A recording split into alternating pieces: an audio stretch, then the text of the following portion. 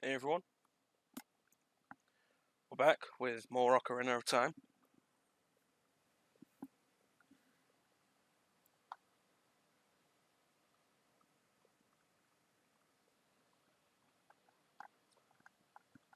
Let's get an idea of how those sound levels are.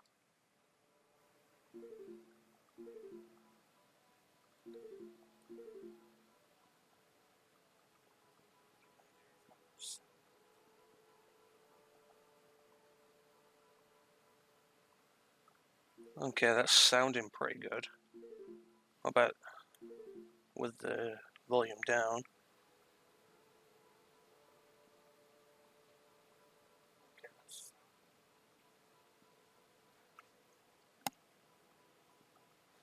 Okay, mic volume about 30, sounds good. What about now? Is it good?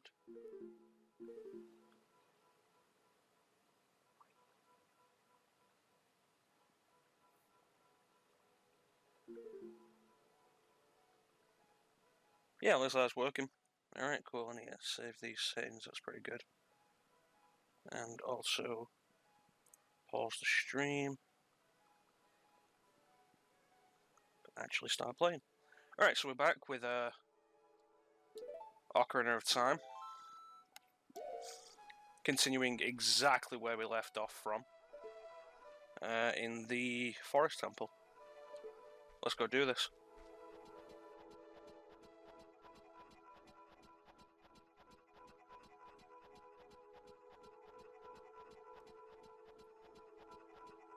There's a gold sculpture there. How many gold sculptures are we on? 12. Next time I go to Kakariko, I'll have to go in, I think, and get the adult's wallet. Pretty sure that's the first one.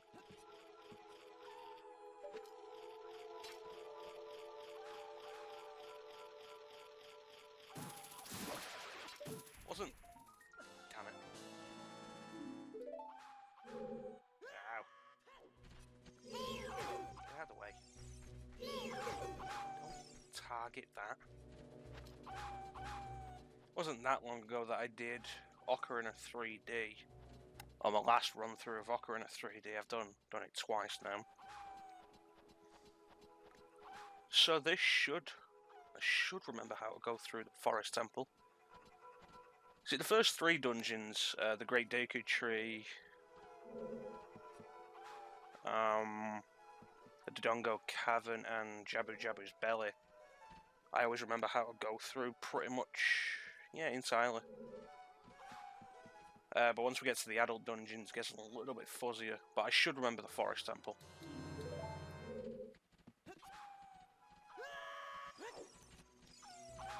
Don't need to bother with those wolfos. We're coming through, yeah, it's 1080p. Except on Twitch it's 720 because I'm not an affiliate. Alright.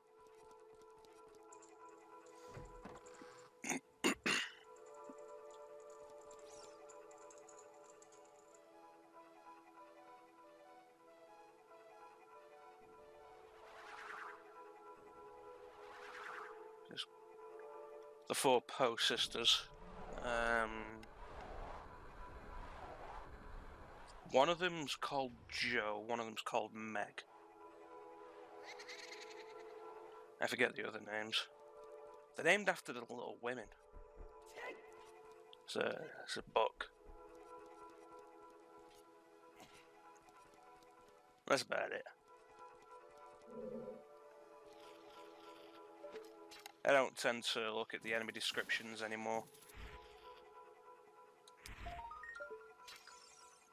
Hey, Bane. Yeah, this lousy Smarch weather. Yeah, I don't tend to look at the enemy descriptions anymore, mostly because I just know the enemies.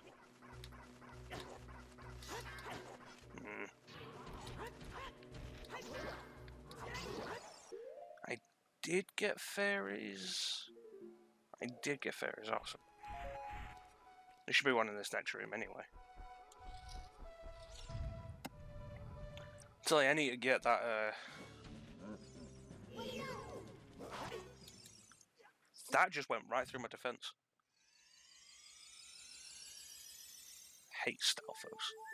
I need to get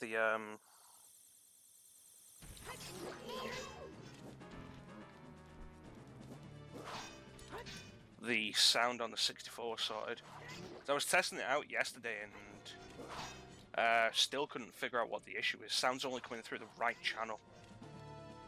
And what I've got for it is essentially running an S-video cable through a HDMI converter. It's a really nice HDMI converter. It's high quality. And I thought maybe there's some sort of issue with the HDMI converter. It's not being a problem on the TV if I'm just running it through the converter to the TV, but it is when I'm running it through the capture card, and it doesn't matter which capture card it is. Both my capture cards will only register the right sound channel. So what I ended up doing was I disconnected the S-video cable from the converter and connected it to the S-video cable for the Elgato, which I ordered specially for, not for that, it was for the actual composite video. Because that's how I used to record Wii stuff.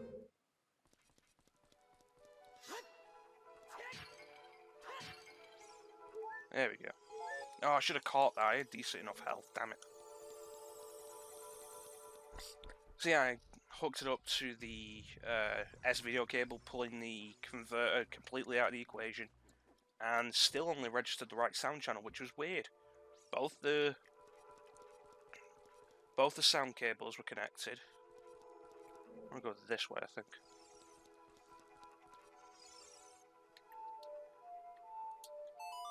Both the sound cables were connected, so we should be getting both audio channels, and we're just getting the right one. I have no idea what's going on with it.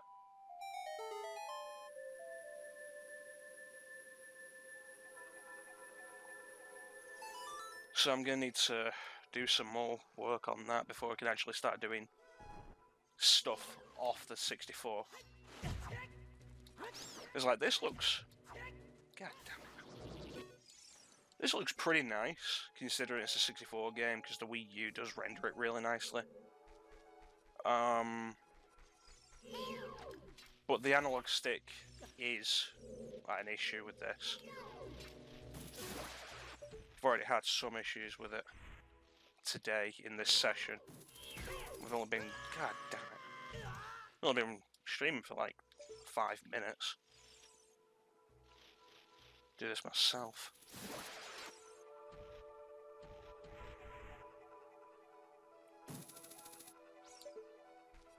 Plus, if you've ever played Nintendo 64 on Virtual Console, or emulated the 64 using a controller that isn't the 64 controller, you'll know the sensitivity doesn't line up properly, which isn't so bad for a lot of things, but specifically for the aiming in this game, it's really a pain.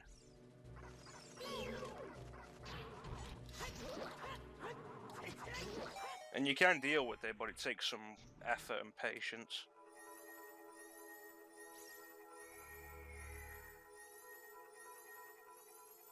And once we get the sound issue on the 64 sorted, we can finally start streaming the best game ever.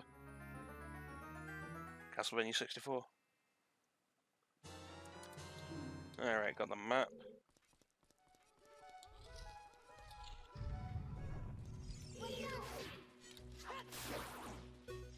I feel like this playthrough has been going terribly so far.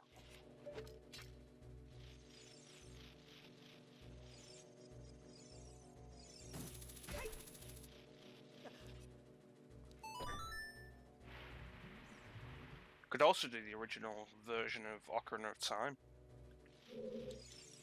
Doesn't really mean much to me, but I'm sure somebody out there would be happy to see it.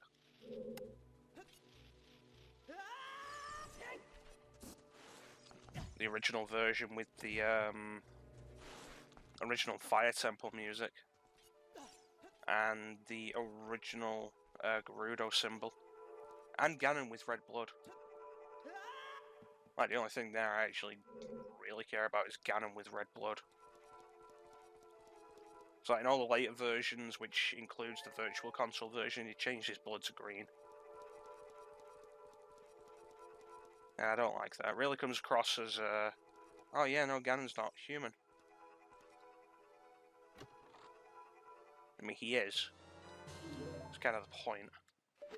Alright, that should be all the keys, and we should be able to go do this. Actually start the dungeon proper.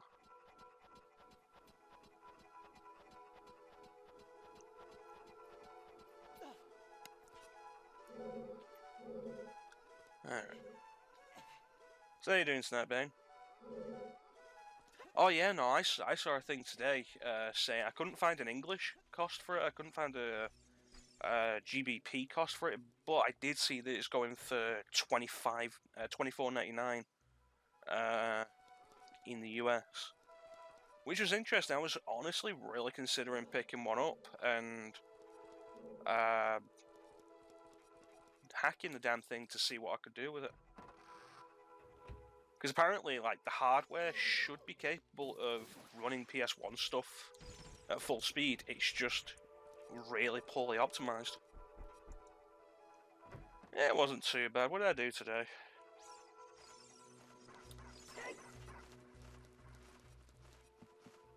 I set up Sega CD. We can do Sega CD stuff now. I also fixed the issue I had with the Game Boy Advance.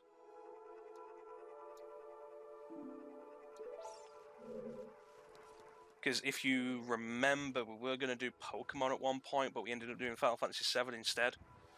Because the Game Boy Advance stuff that I was going to do just wasn't working for me. But we got it sorted. We got Sega CD, which means we can now do the Sega CD games that matter. And I'm just going to put it out there right now. Yes, I'm emulating Sega CD because even if I wanted to go out and buy a Mega Drive and a Sega CD for it, the games I actually want to play are expensive, and God, I don't have the money for that.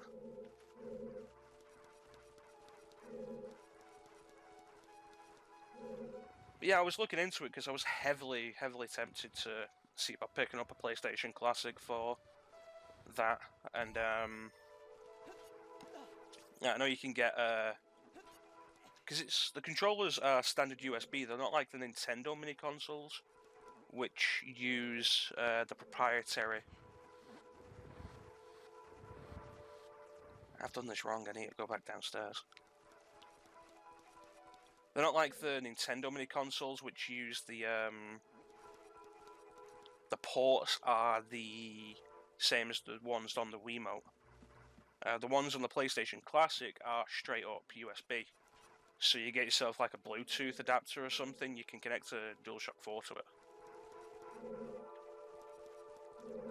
And then at that point you've got analog support, which, like, seriously, they released that thing with the original controllers.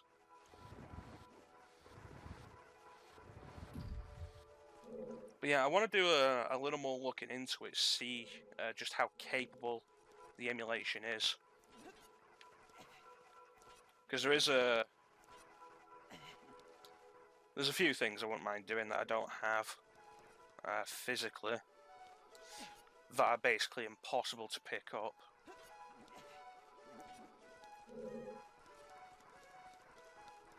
Speaking of stuff I do have physically, I actually did pick up Bugs Bunny Lost in Time not that long ago. Been meaning to do something with it. Plumbers don't... I'm pretty sure we've been over this before, Bane. Plumbers Don't Wear Ties is a 3DO game.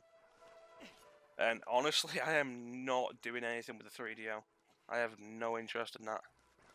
Night Trap is a maybe, but if I'm going to do Night Trap, there's so many better ways to do it than the Sega CD. That thing's been re-released.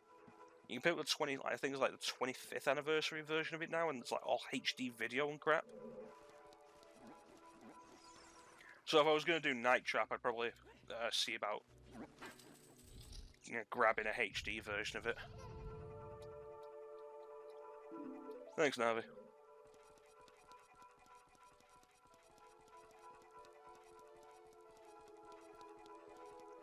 No, like, as far as the... God damn it, Navi.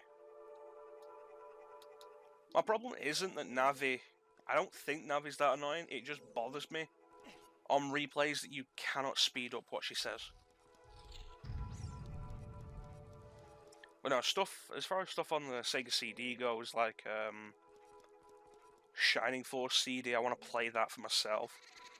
Possibly do a video or a stream on it, but I actually want to play Shining Force CD myself. Final Fight CD is like the best home version of Final Fight.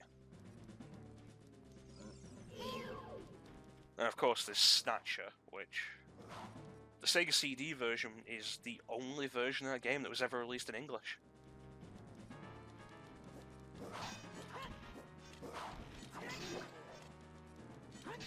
So there's that. Terminator on Sega CD is a fun game. It's got a really awesome soundtrack.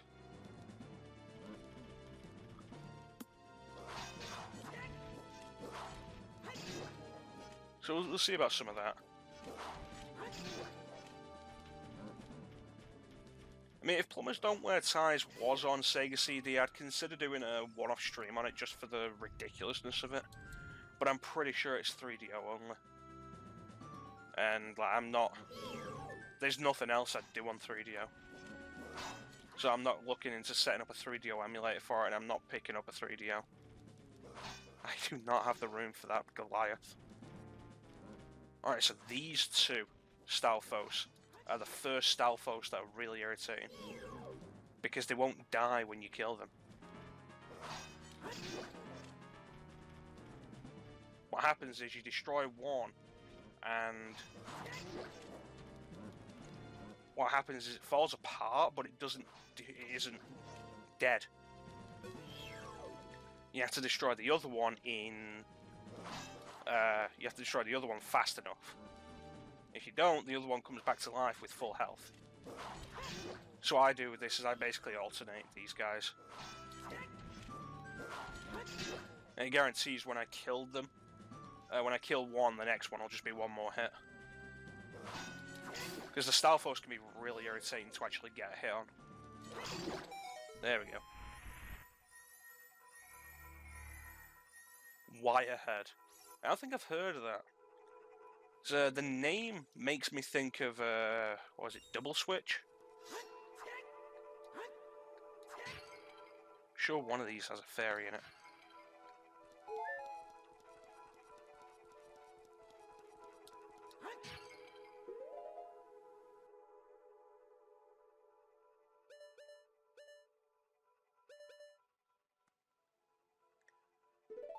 Going back to Ocarina of Time has been really irritating fun because the menu, nope, the menu will not register the D-pad, so I have to navigate the menus with the analog stick, and I hate that.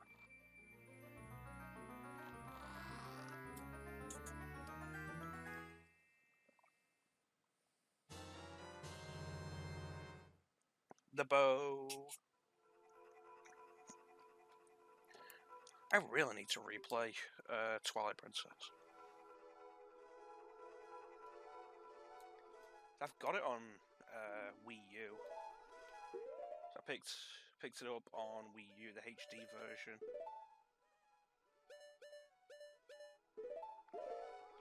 But I do actually have the GameCube version now. But now that we've got the bow, we can go and start dealing with the Poe sisters.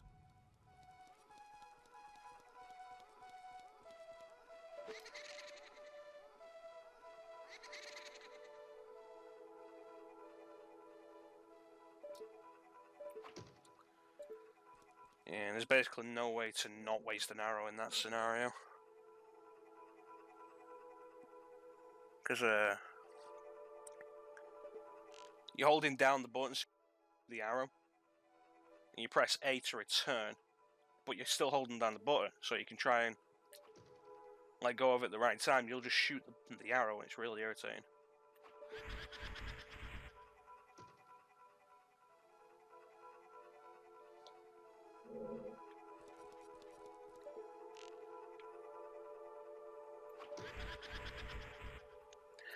Average Joe with a wireless device.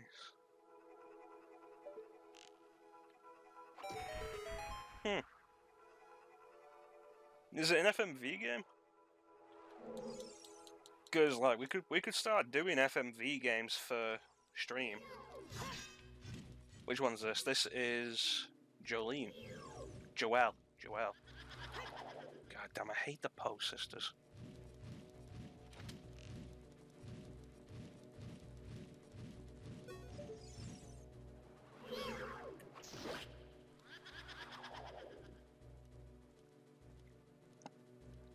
There's what else is there? I have the Infectious Madness of Dr. Decker, which was an FMV game with a premise that really interested me. I got that on Switch. I picked up Late Shift, actually. That's an FMV game, because there's been like a renaissance for the damn things. And the whole idea is the whole idea of the FMV games really interests me. God damn it. The whole idea of the FMV games really interests me.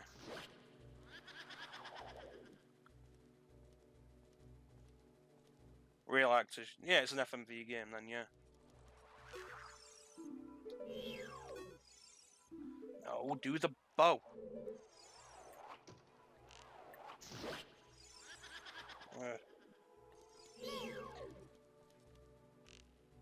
But yeah, that's basically what I mean by FMV game, the live action footage with actual actors and stuff. That's what Dr. Decker and Light Shift are.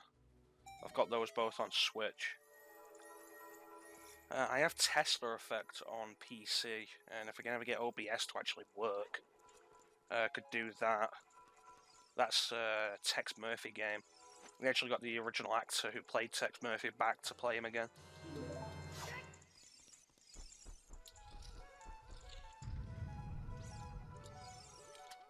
I mean, there is, of course, Night Trap as well, and Double Switch, and like Sega CD is just full of these things.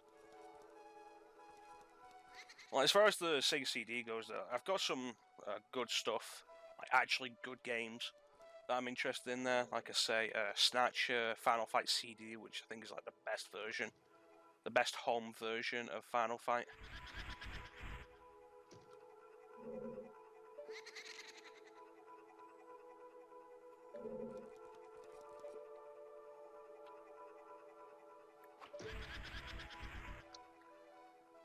Yeah, I've seen Super Seducer, and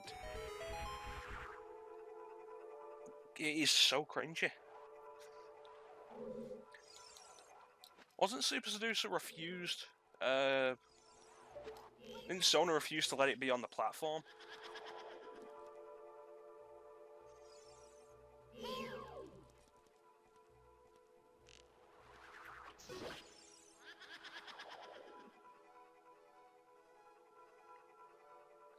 What is it? Yeah, Shining Force CD. Snatcher, the only English version of that game. It's supposed to be really good.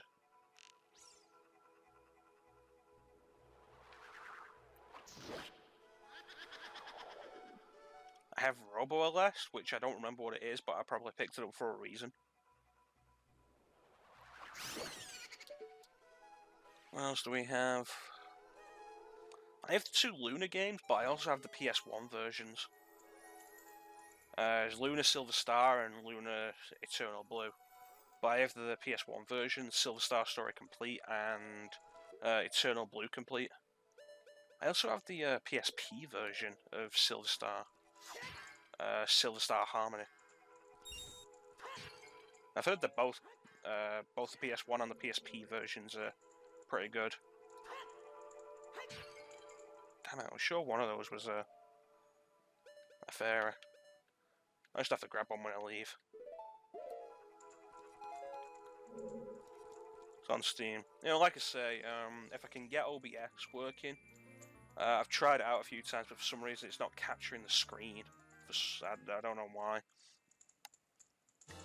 But if I can get OBS working, I've got some PC stuff I'll do, like Tesla Effect, which Tex Murphy. Got a great reputation, that series. Possibly do the PC version of KOTOR. Although, just for the ease of it, I'd probably do the Xbox version.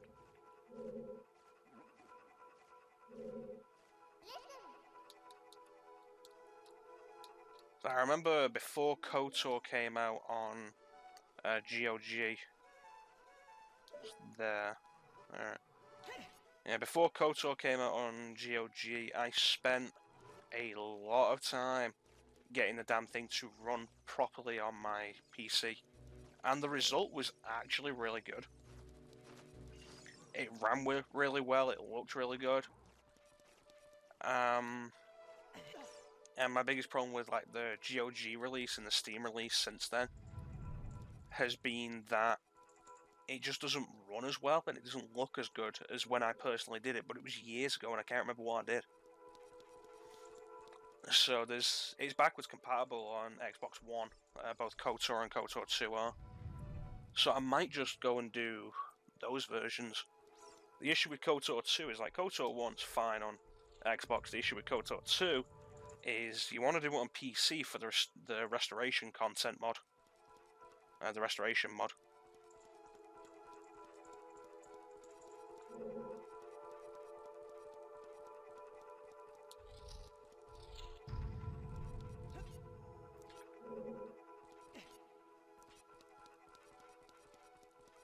So yeah, a little more messing around with OBS, and if I get it working, we'll do some PC stuff. Completely forgot about this damn thing. I was hoping I could come back to it.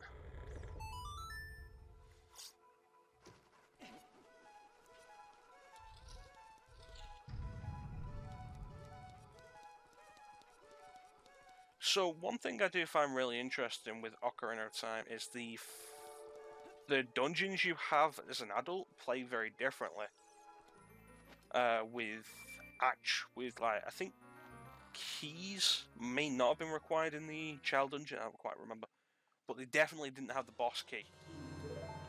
And I justify it in my head as all of the child dungeons are dungeons by circumstance, whereas all the adult dungeons are temples.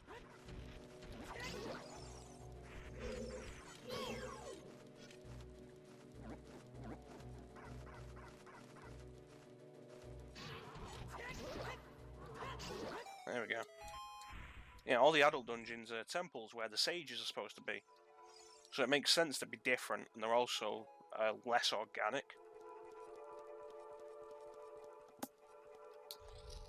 That won't be the right word. Less organic, not so much in the design. Less organic in the aesthetic.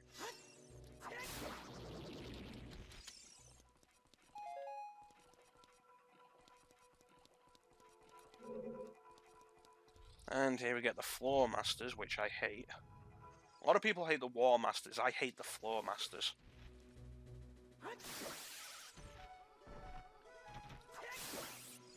Gotta kill all of these quick, or they'll regenerate into a full Floor Master.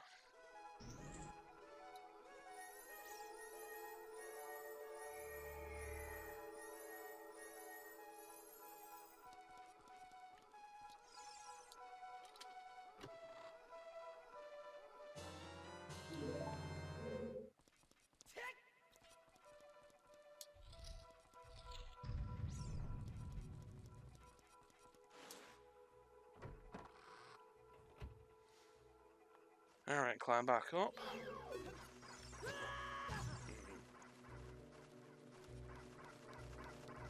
So yeah, I have a huge Steam library we can go through. There's more Star Wars games on there for the inevitable Star Wars marathon. That honestly is like probably have like multiple Star Wars marathons with how many games there are.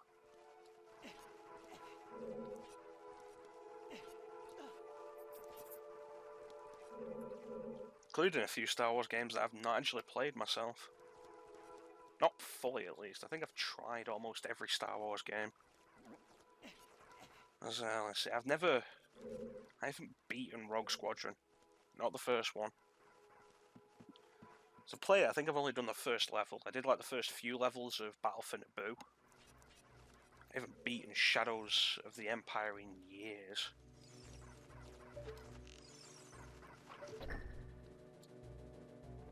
That was a game we rented from the rental store when I was a kid. I've not beaten it since then.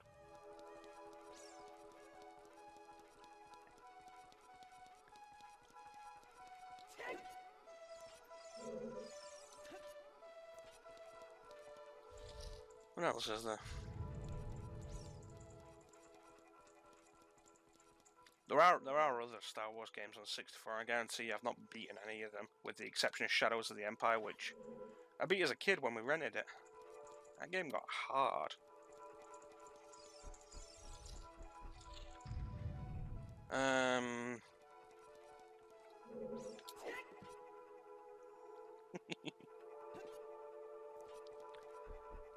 With the PS1, there's the Phantom Menace game, which I've beaten, and really interested me as a kid, because it's very RPG-like.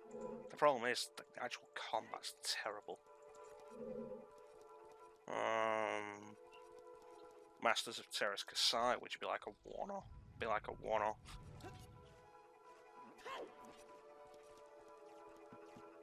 Rebel Assault 2, which... that's an FMV game. It's got like one of the worst Darth Vader voices ever.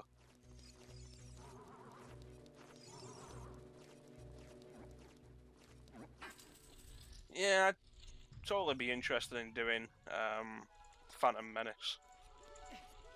Like I say, it's a game I had as a kid, it's a game I've not played in a long time, and like I say, it interested me, because it was very RPG-like. It's just that the combat was awful, that was its biggest problem. And why it had a top-down perspective, God knows.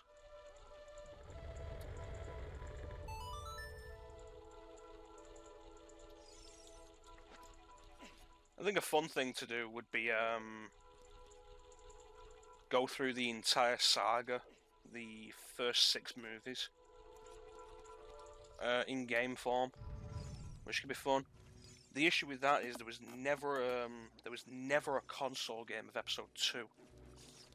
As far as I remember, the only game for Episode 2 that came out was on Game Boy Advance.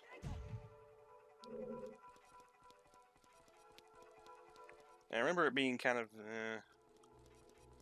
where's this lead? Ah. Is there a gold sculpture?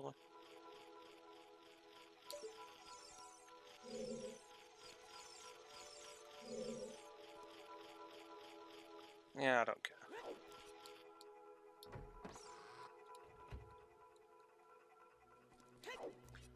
So yeah, I could do Episode 1 on PS1, Episode 2 on Game Boy Advance, because it's an idea I like, and it's an idea that could be done a few times, because there's multiple games covering every movie, with the exception, with like the major exception, there it is, of Episode 2. Yeah, I've got that line in my head. Uh-oh. Damn it. Don't forget Anakin's line as well. I'm not gonna help a murderer like you.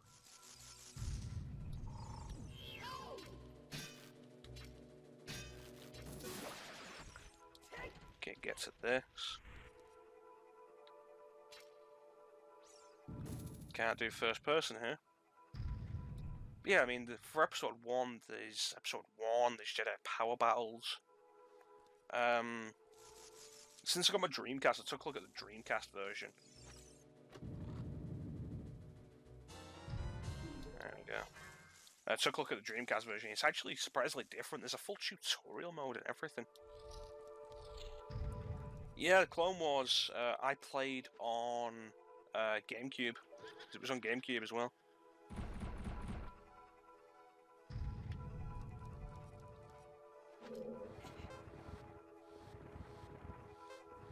And Clone Wars, the beginning of Clone Wars, does cover the end of Attack of the Clones.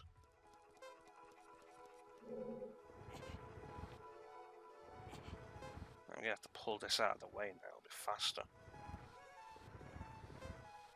Dark Forces totally. If, like I say, if I can get the OBS working, the entire Dark Forces series.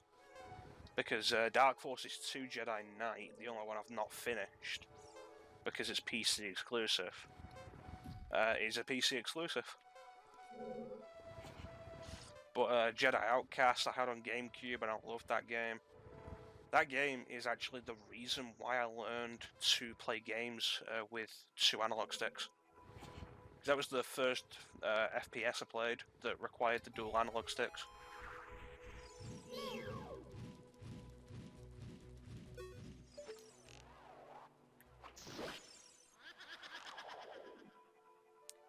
Because before that, I think like the only first-person game I'd played on GameCube was Metroid Prime, which doesn't use both analog sticks to look and move.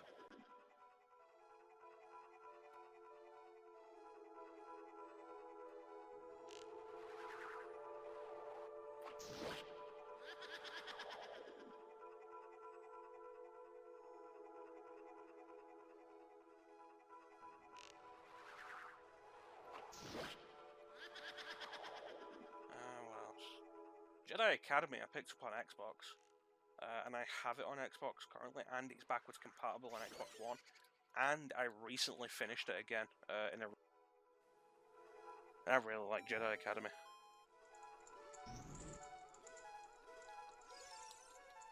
The thing with that at that point is like,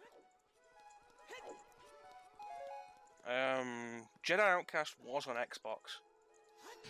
For some reason, the Xbox version is not backwards compatible. It's one of the few Xbox Star Wars games that isn't backwards compatible.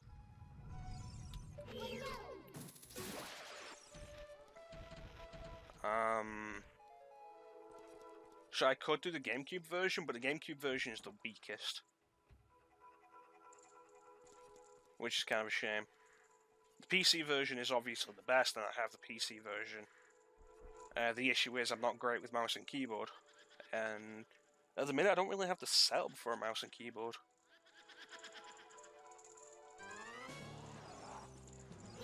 So only one of these is real. You have to figure out which one.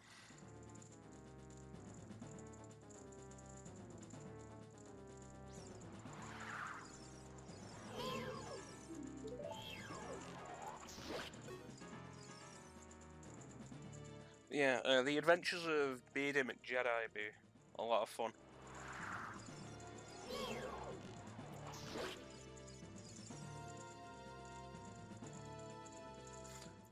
One of the craziest things in the original Dark Forces is that because your old Star Wars games were canon to like the actual story of Star Wars, there you are. Everything that happens in Dark Forces was canon. So it's canon that Kyle Katarn killed, I think it's a Kel Dragon. Like, I want to say Crate Dragon, but I'm pretty sure I'm wrong. It's canon that he killed a Kel Dragon with his bare hands. And this is like pre-realizing that you could use the Force.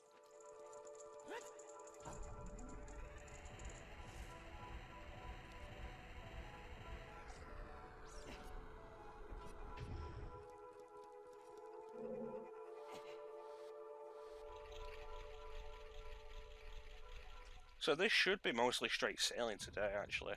We're almost done with the Forest Temple. And I have basically all of the preparation for the Fire and Water Temple done. Got those done as I got the big Goron sword.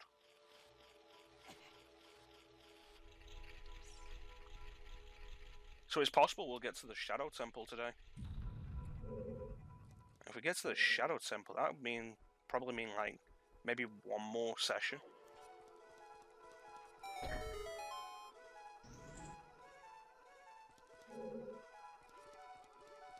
So that'd be fun.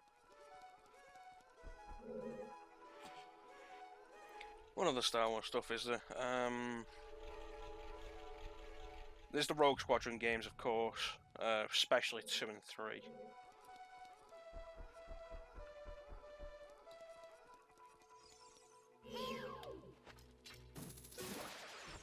Clone Wars, it's not a great game. I have finished it.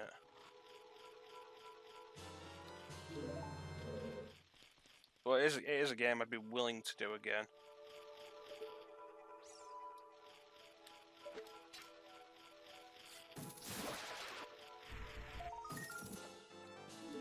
There we go.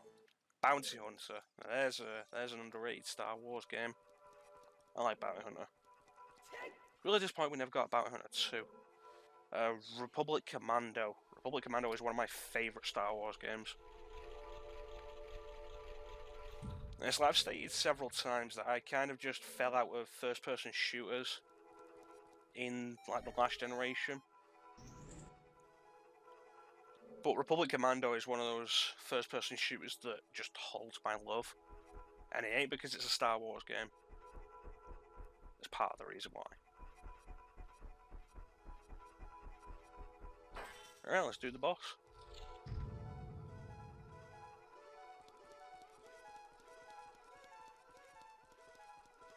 So this entire room is actually a reference to an original idea for Ocarina. Originally the entire game was going to take place in Ganon's Tower, and you would go to different dungeons on different floors via paintings very similar to Mario 64. Because they weren't sure if they could actually do this game as it is on 64. And when it comes down to it, Ocarina of Time, you can say it's aged, you can say it's aged badly, but Ocarina of Time at the time was a massive technical achievement. Oh hey Ganon.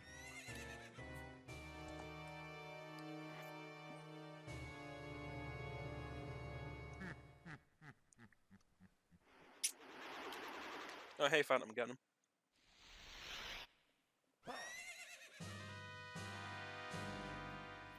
I love the boss subtitles.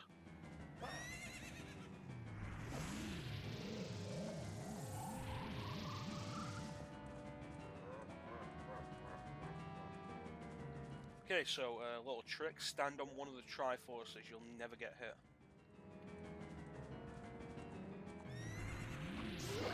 You need to shoot him as he's coming out. If you miss him, he will shoot a shockwave at the ground, but you'll never get hit if you stand on one of the Triforces. There you are.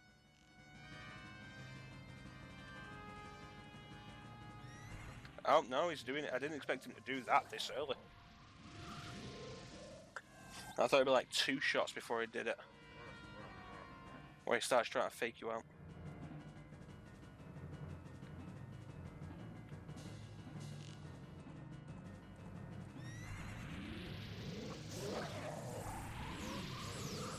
Oh, there goes his horse. Now for that tried and tested boss tradition. Yeah, I mentioned Rebel Assault earlier because it's on PS1. Has like the worst Darth Vader voice.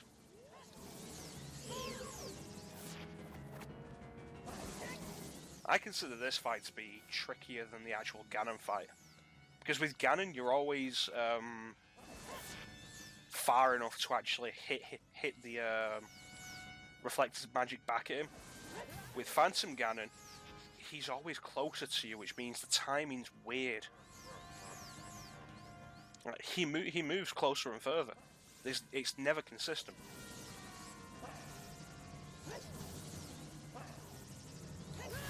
Damn it.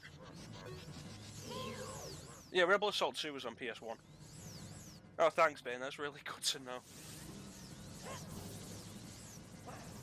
The only person actually watching this and you're just not listening, that's great.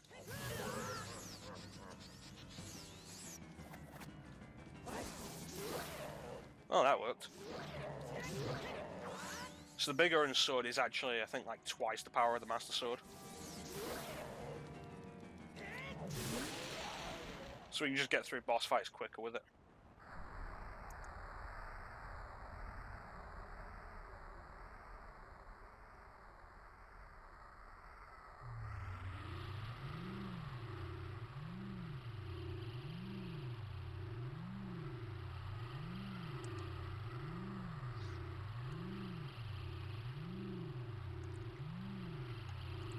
Eat butt Ganondorf.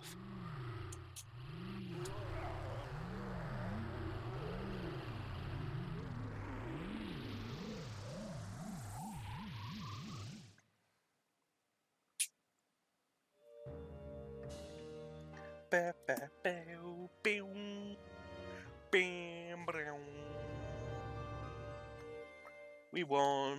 Yay! Get the piece of heart, get the hot potato. And now for a long cutscene.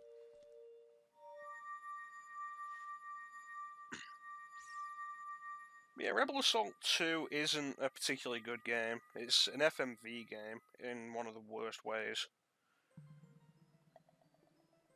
And it has the live action cutscenes, and it is probably one of the worst games to do that. Because Dark Forces 2 Jedi Knight also has live action cutscenes, and while you can tell they were made on a budget, they come out much better than Rebel Assault 2 did. Hey, sorry.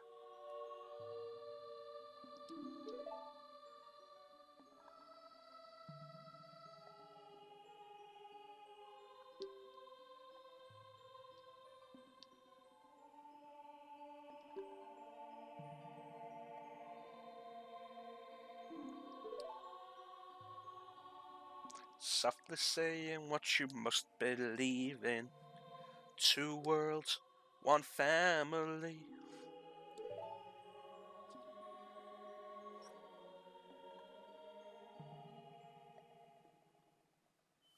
Apparently those platforms in the background actually do have collision detection on them. So they are actually properly rendered and you can stand on them. If you can hack the game or use a cheat device or something to actually explore this area, you can actually stand on those platforms in the background.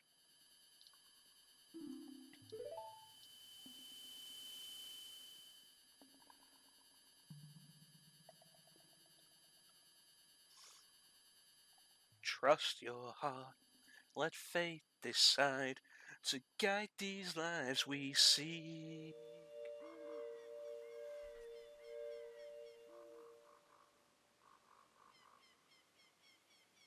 Okay.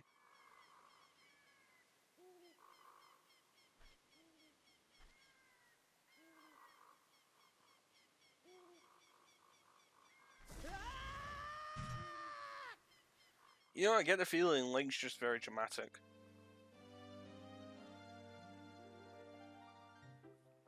Hi there, I am the Deku Tree Spirit.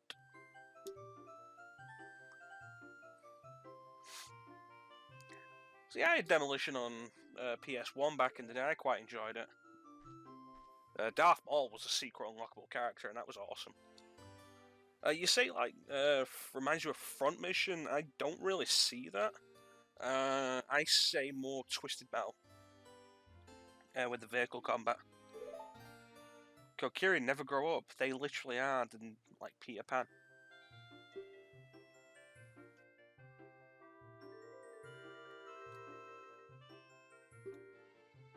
You're not a Kokiri, you're a Hylian.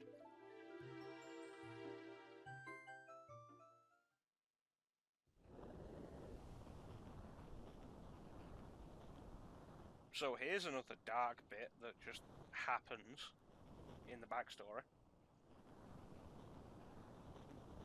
Before the King of Hyrule unified the country, there was a fierce war. See, I never played Twisted Metal before. I've never played Twisted Metal before I played Demolition. I have played it since. Not big on it, but it's like the most popular, well-known thing that I could really compare Demolition to. So this suggests that, I don't know, less than 20 years ago, Hyrule was just ravaged by war, which is really weird.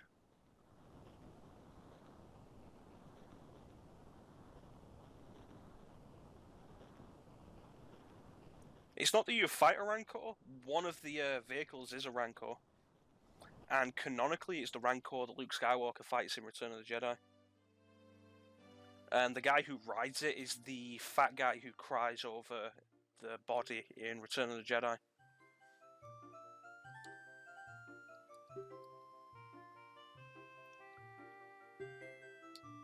It's also got Aura Singh in it, who is now canon Disney can't do anything about that because Clone Wars made her canon. Or a Sing was a cool idea. They need to do more with her.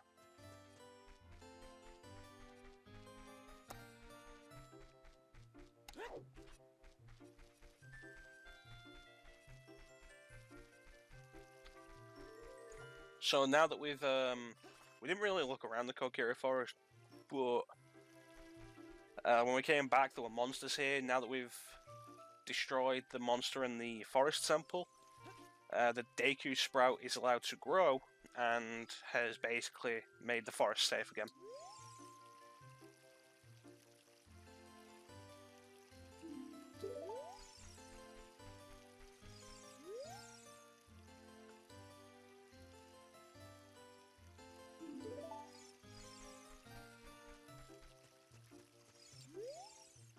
I should replay Wind Waker.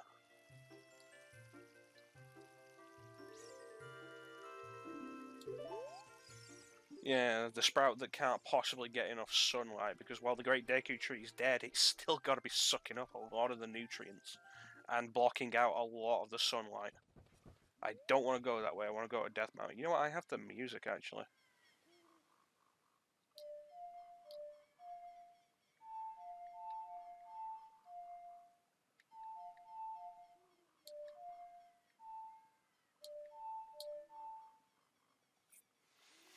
Yeah, what is the bloody... I used to know all these songs off by heart. What is the Bolero of Fire? Yeah, I was just doing it in the wrong order.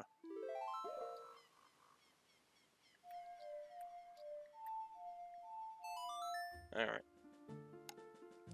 To the Fire Temple. Yeah.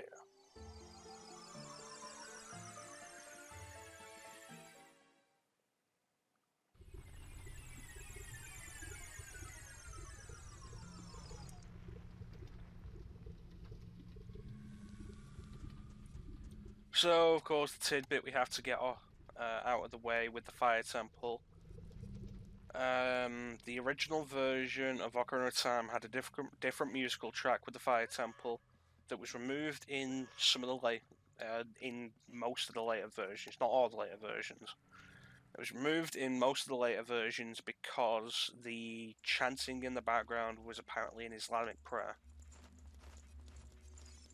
It wasn't actually a source of controversy, but Nintendo preempted it and removed it once they found out what it actually was, to preempt the controversy. Hey, Darunia. Of course it's me. Who else do you know that wears hats like this?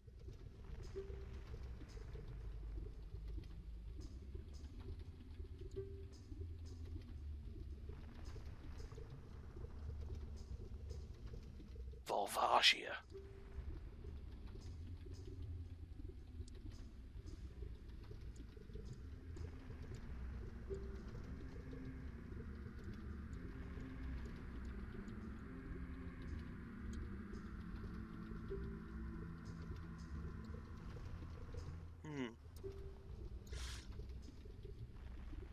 There's the Battlefront games. Do the Battlefront games. Battlefront 2 Classic. Can do like a one-off on the original Battlefront. There's not really any story there. Still a fun game though. Of course, do the campaign in Battlefront 2 EA. Like, so one of the biggest things that bothers me with EA Star Wars games is how they've essentially created a new Star Wars logo that has EA in it. And it's like, how egotistical can you get? So anytime you see the logo for any EA Star Wars game, EA is in the logo.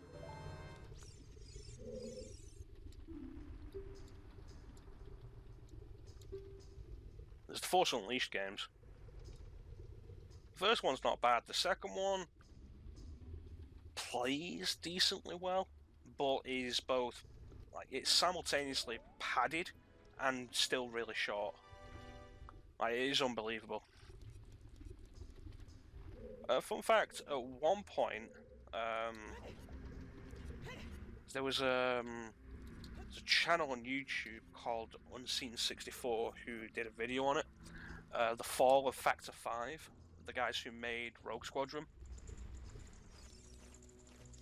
At one point there was an intention to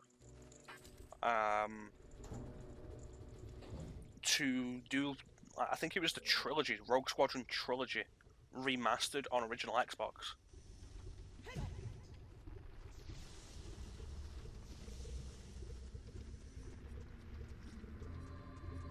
And everything was going well for him. And then, like, I think it was like a new... Somebody new was put in charge of a bunch of stuff, and... Oh, this isn't the fake door, I got it wrong. Somebody new was put in charge of a bunch of stuff, decided they could only do one of two projects. They could either do... like, someone was put in charge at LucasArts, and decided they could fund one of two projects. They could fund Rogue Squadron Trilogy Remastered for original Xbox, or they could fund The Force Unleashed.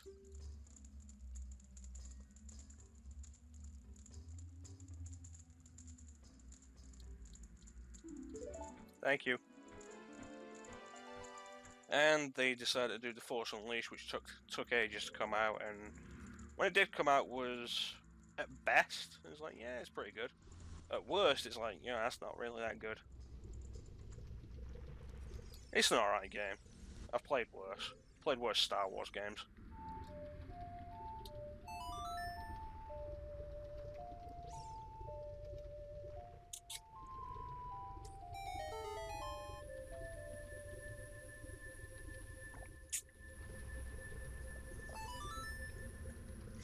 The DLC for it's really buggy.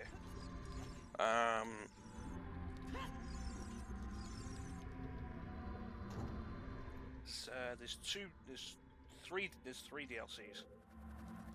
There is the Jedi Temple DLC.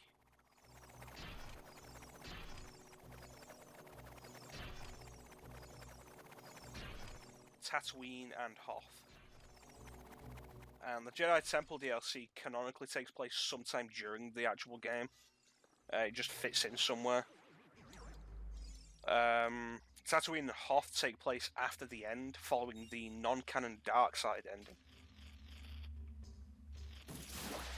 And I have never been through the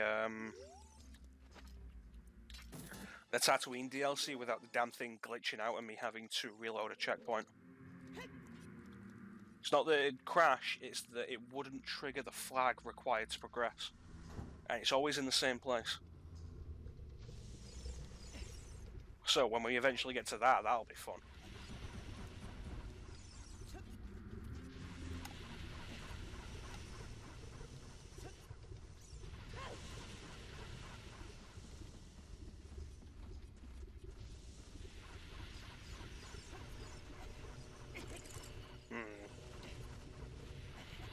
I don't like fire key. I don't like keys.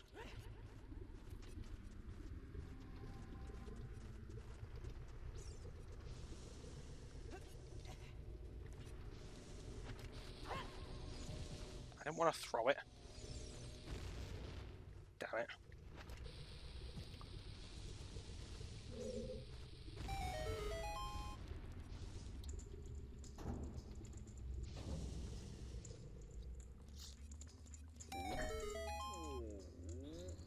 I suppose there isn't much I really intend to do with Star Wars in the 2D games.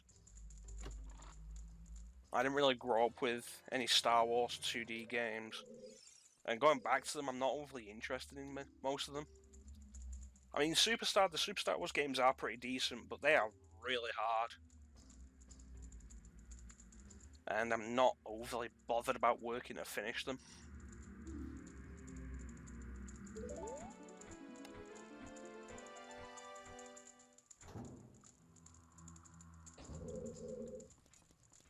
There's the NES Star Wars games.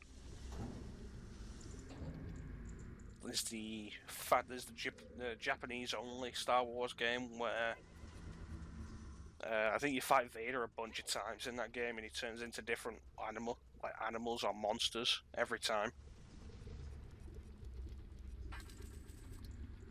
Not so much interested in that one.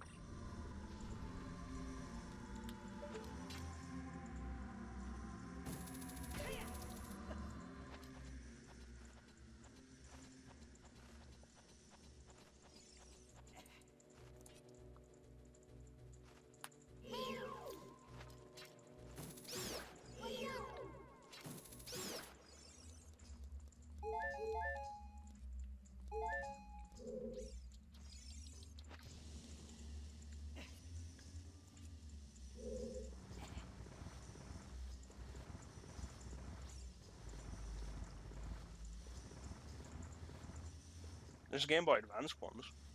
And of course there is Lego Star Wars.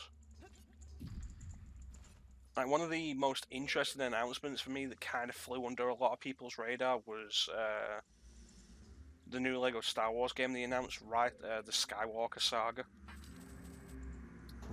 which says it's taken from all 9 movies and is actually going to be a completely original game. It's not going to be like the complete saga, which was a compilation of the first 2 games.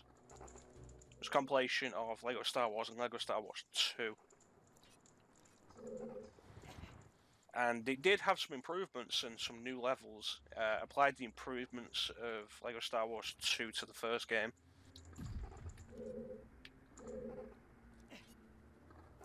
But supposedly, like, the Skywalker Saga is going to be entirely new. And it also means that we're probably not going to get the Clone Wars in there. Because Lego Star Wars 3 still exists. And I'd love for them to finish off the Clone Wars with that. Oh, that's the thing, Bane, did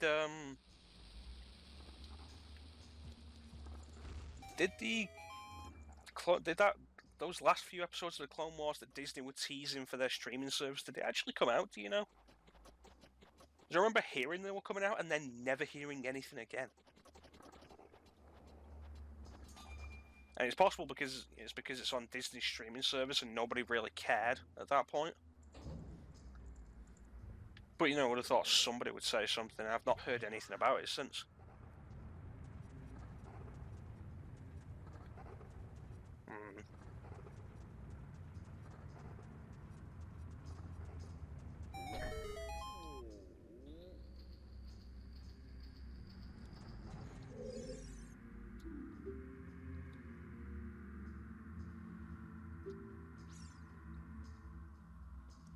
Doors that fall down when you try to open them.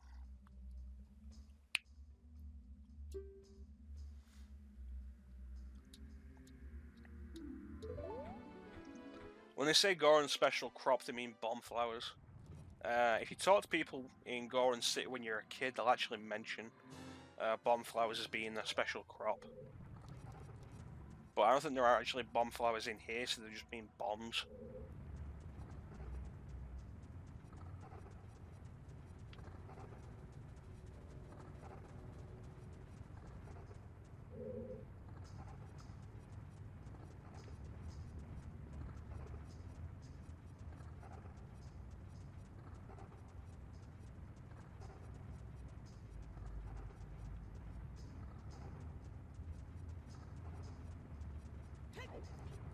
These giant rolling boulders.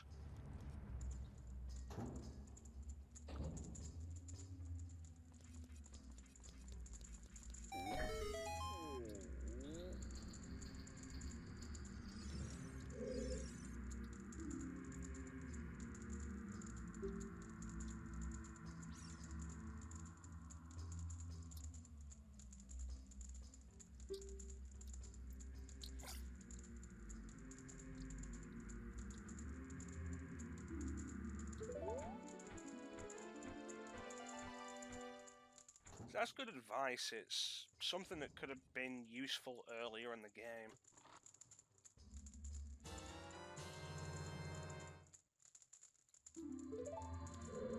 Forgotten all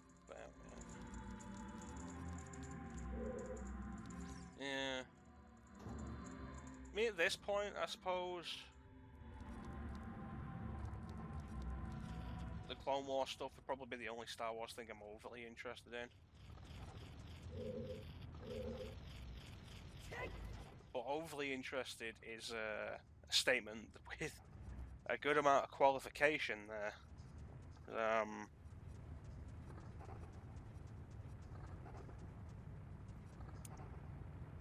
Because I've lost a lot of interest in Star Wars in recent years.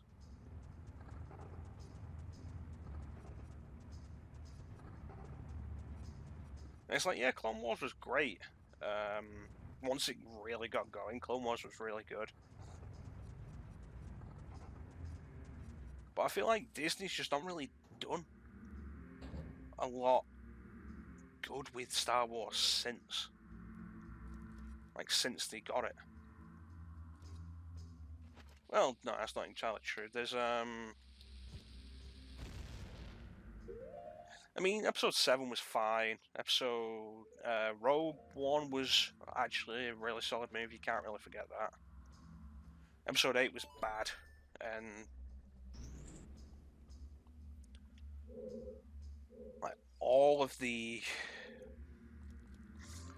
negativity surrounding it from both Disney, Lucasfilm, and everybody, like the back and forth with that, the criticism, the unfounded criticism, the criticism that had a point, Disney and Lucasfilm's reaction to criticism.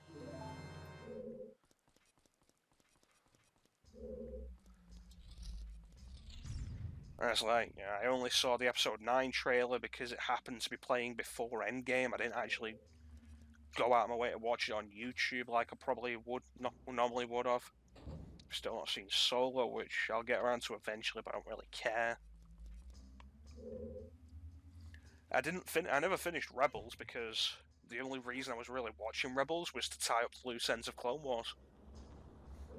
And once they tied up the loose ends with Ahsoka, I was kind of done. I didn't want to go back. I thought Rebels was a bad series.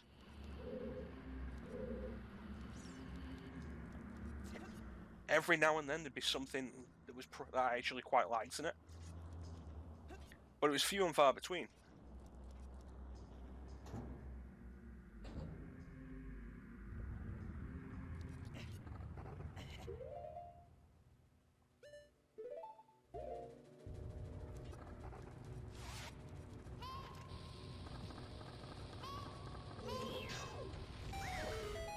Oh, that worked.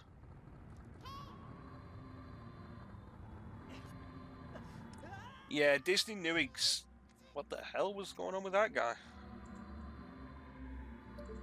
Disney knew exactly what they were doing with that, because people loved the Clone Wars, and the Clone Wars got love in a way that Rebels never did, and that Resistance hasn't. Honestly, I do not care about Resistance at all. And so announcing, oh, more Clone Wars exclusive to our service, they knew exactly what they were doing. If it comes to Netflix, which you probably won't, I might watch it. Well, no, if it comes to Netflix, I will watch it. Like if they put Clone Wars on Netflix, I'd probably watch it again.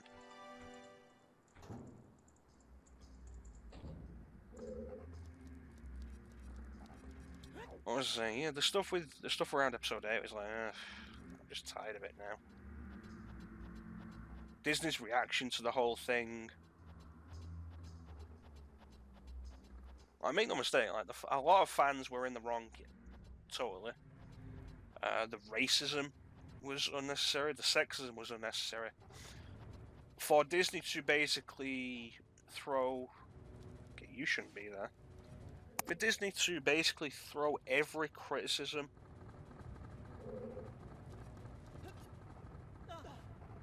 of Episode 8 under the bus of being racism and sexism was just stupid. And then to ignore all criticism saying it was that. It was like, Episode 8 was a mistake, and maybe Episode 9 will reinvigorate my interest. Not holding out hope for that. Solo could be a good movie. I've heard it's fine. I've heard there's nothing really wrong with it. But, it's not a movie anybody really wanted. It's not a movie anyone cared about.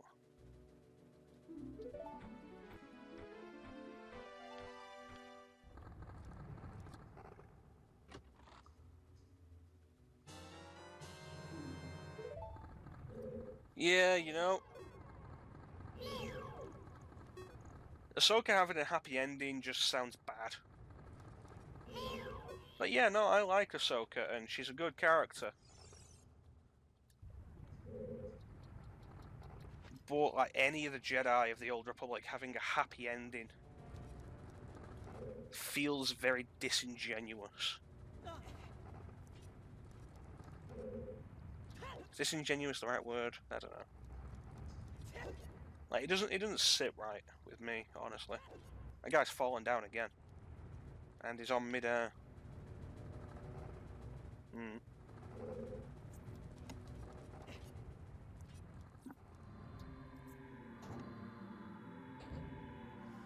Like maybe she should have died fighting Vader. And it would be another show of, yeah, Vader is kind of beyond redemption, and the fact that he turned back to the light for his child is still really not really redemption.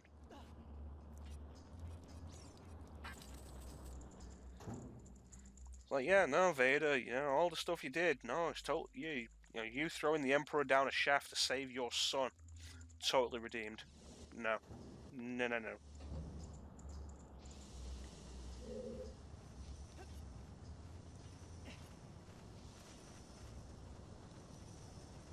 Let's see, I want to go left.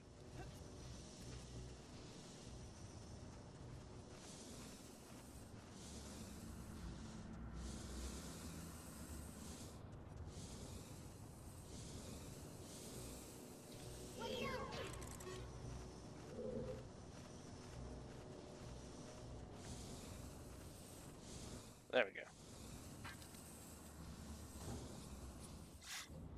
Yeah, I don't think any of the Jedi should survive that far.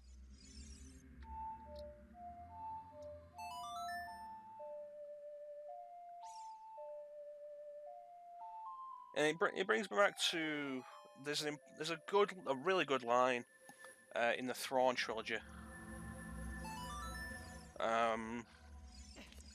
Obi-Wan says to Luke at the start of the Thrawn trilogy, as he appears for the last time, and it is he says to Luke, like, "That's the last time I'm going to appear from here on out. It's up to you, Luke." And Luke's like, "So I'm really the last of the Jedi?" And Obi-Wan has like a really good line. He's like, "Not the last of the old, the first of the new." And like, I feel like a big part of the point of the whole thing was, yeah, the old Jedi Order was complacent and in some ways corrupt. They'd grown arrogant with their own power and the peace.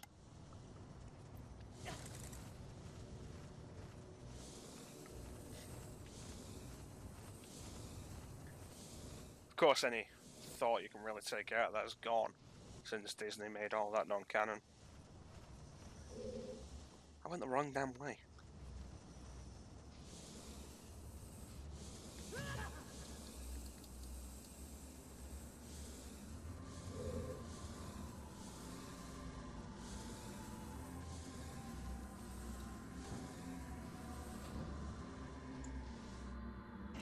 Well, that was always going to be a big problem. Asking anybody to play young Harrison Ford was never going to work. So it's just a swagger and charm Harrison Ford always had to him. Even when he came back for Episode 7, Harrison Ford was still Han Solo. It wasn't that Harrison Ford was playing a character at that point, it's that Harrison Ford was Han Solo.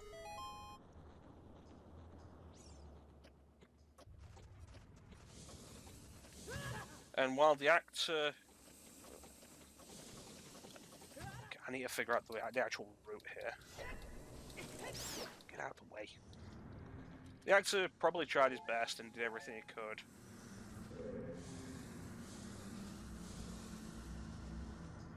But, I mean, a big part of the whole portrayal of Han Solo is Harrison Ford. The swagger, the overconfidence that he somehow makes work.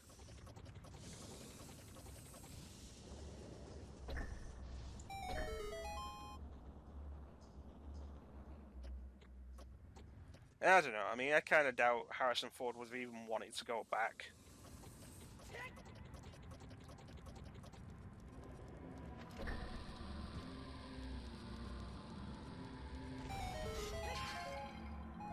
And I do think, like, of the three characters,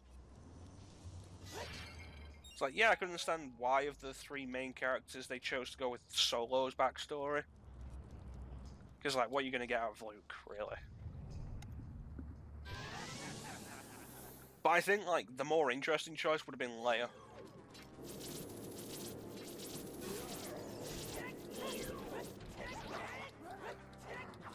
Like, just the amount you could do with that as a,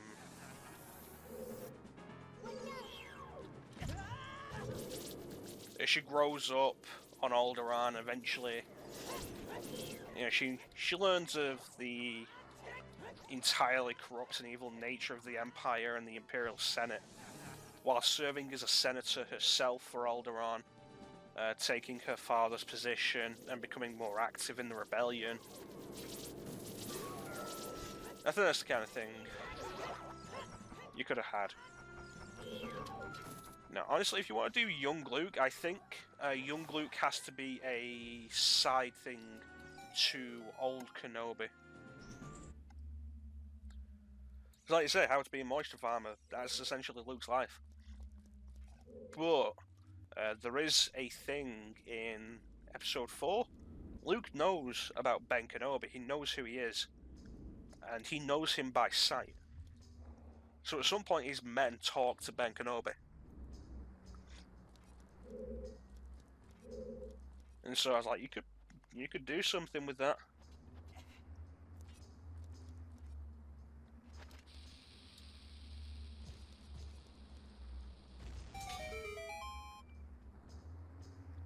But I do think Leia would have been the more interesting choice.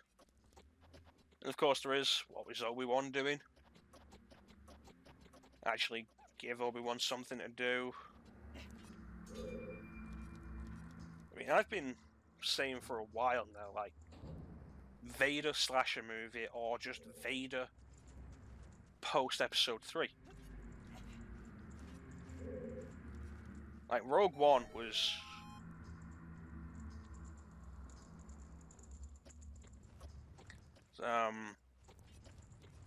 like in the movies, Vader is feared in the movies, but never really given a real reason why. He's feared by reputation, and we never really get a proper reason for it beyond, oh, he can choke you from a distance.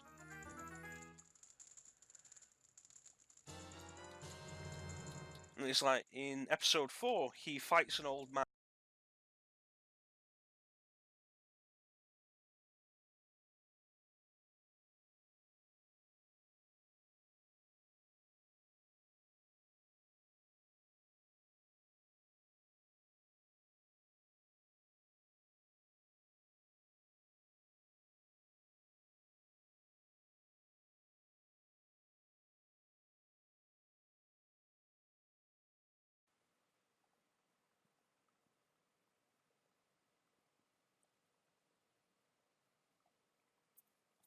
Alright, we're back.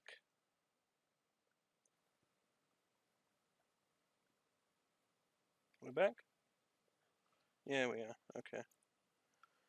Just stream cut out for a minute for some reason there. Alright. Yeah, but the problem with the Vader fan film is it's a fan film. And while, yeah, the first part of it was brilliant. and I do look forward to seeing more. But like, you want something proper from the people in charge, and it's just not happening.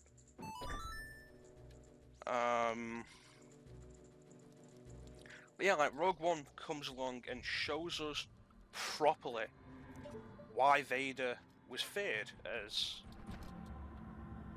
like the Emperor's enforcer.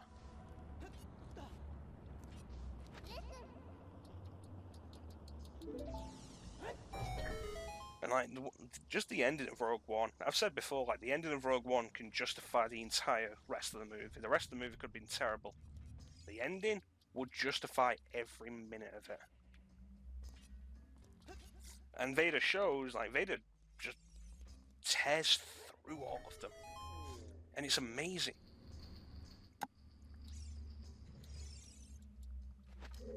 And it's the kind of thing that has been shown before in like cuts in like the if there's one thing I'll say Rebels got right, it was Vader. And the comics and stuff, like Vader Down is one of the best little things Disney's done with the comics.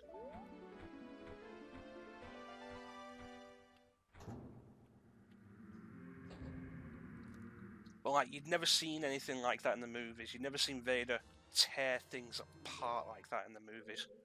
And Rogue One did it beautifully, and I'd love to see more like that. Vader in his prime, Vader during the Great Jedi Purge, because to say all the Jedi were wiped out during Order 66 is stupid. And like, it's one of the biggest things I've said with Star Wars at this point. Star Wars doesn't need to be a big summer blockbuster every time. Marvel's gotten that right with just how many different different genres their movies have been.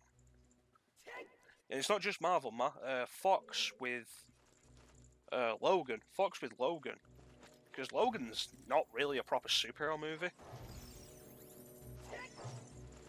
It's different, it does stuff differently, it works really well with it. It's like you take these settings and these characters and you put them in different genres, and you end up with something far more interesting. And it's like, make Vader the main character of a movie during the Great Jedi Purge.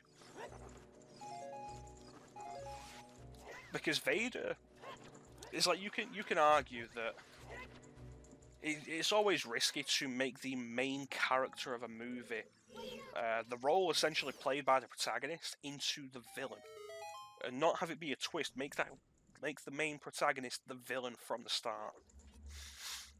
And like you make that main character Vader, and you have Vader during the Great Jedi Purge as he hunts down and exterminates Jedi.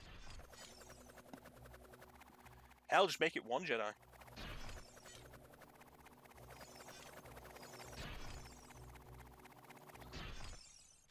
Is that all of them? Yeah, I think it is. Like, have him hunting a Jedi across the galaxy. Oh, damn it. Stupid likes. Like, have him just hunting one Jedi across the galaxy, chasing him down. Hell, have it be a Jedi that we've actually seen in the movies.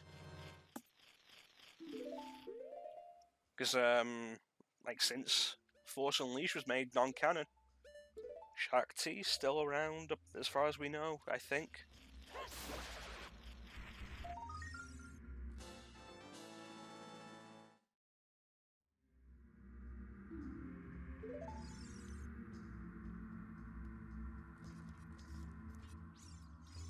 Well, the fan film isn't so much chasing Mace Windu as Mace Windu's there, as far as we know.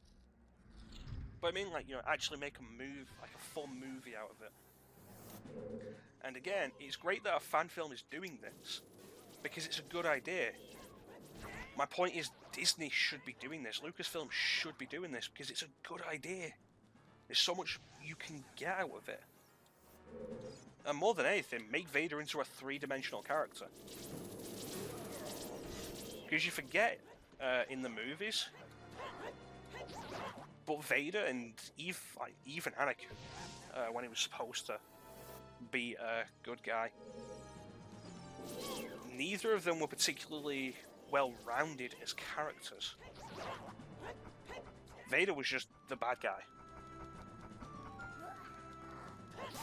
And it isn't until episode 6 that he gets any kind of real character beyond being the bad guy. And that character is entirely just remorse for having to fight Luke. That's kind of it.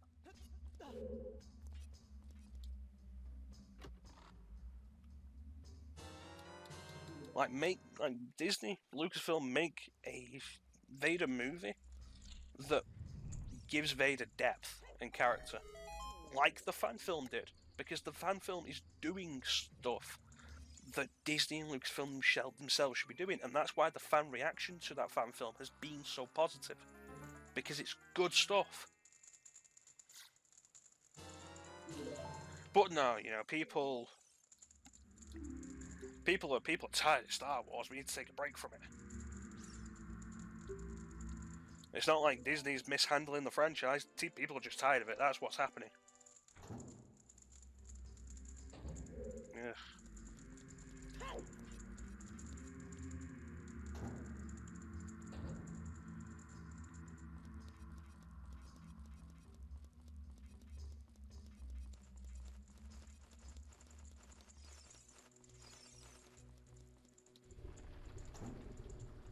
But, you know, we come down to my own personal problem with Star Wars beyond anything else, and it's the games at this point.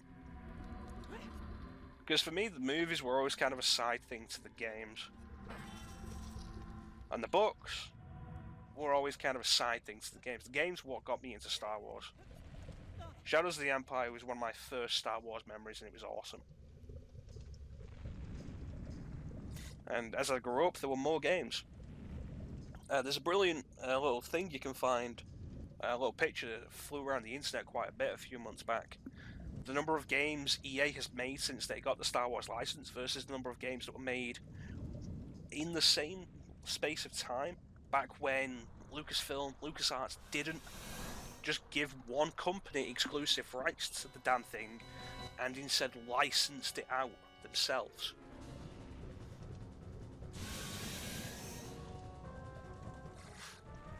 And you could make the argument, oh, games just take longer to make nowadays. Yeah, they do.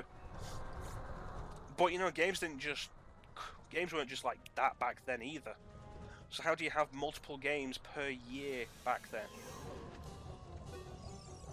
Oh, damn it.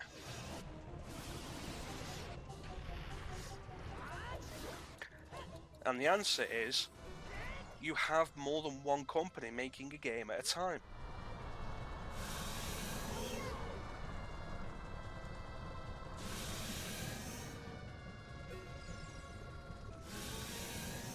But no, just giving it to EA has been like one of the worst things. And EA hasn't really done anything worthwhile with it yet. Jedi Fallen Order could come out and be a really good game, and there's a good possibility it will be, because Respawn have done some really good stuff. The Titanfall 2 campaign is like weirdly good, and I need to actually get around to doing that. It's surprising just how good the Titanfall 2 campaign actually is.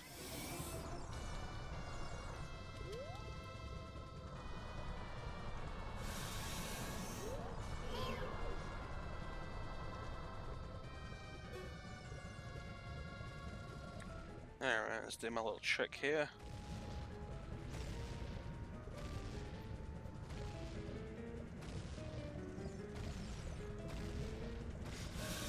You see, I don't have a problem with Luke Skywalker dying. They did ruin his character. And, okay, fine, you wanted to do something different with it, with that character. I'm just getting hit by bolts all over the place here. But they didn't give him depth. That's the problem. And while people can act as though they did, damn it. Like, people can act as though they did. It's like, oh no, Luke made mistakes and he went into exile because of those mistakes, and it becomes a case of, that's not depth. You've essentially just made the character brood for, what, 20, 30 years? A character who was, like, the embodiment of hope. A character who, oh no, the Emperor faces him. He faces down the Emperor, and the Emperor's like, kill your father and take your place at my side. He's like, no, I recognize my anger, and I recognize where this is going to take me. No, I'm going to stop fighting altogether. You cannot best me on this, because that is not who I am. And then they're like, oh no, Luke felt that Kylo Ren was so powerful and was willing to kill him to preempt any evil he might do. It's like, that's not Luke's character. And for them to make out like it is, and that's character growth and depth, that's stupid. It really is. Having Luke fail isn't a bad idea. Having Luke's character essentially turn just do a 180 was stupid.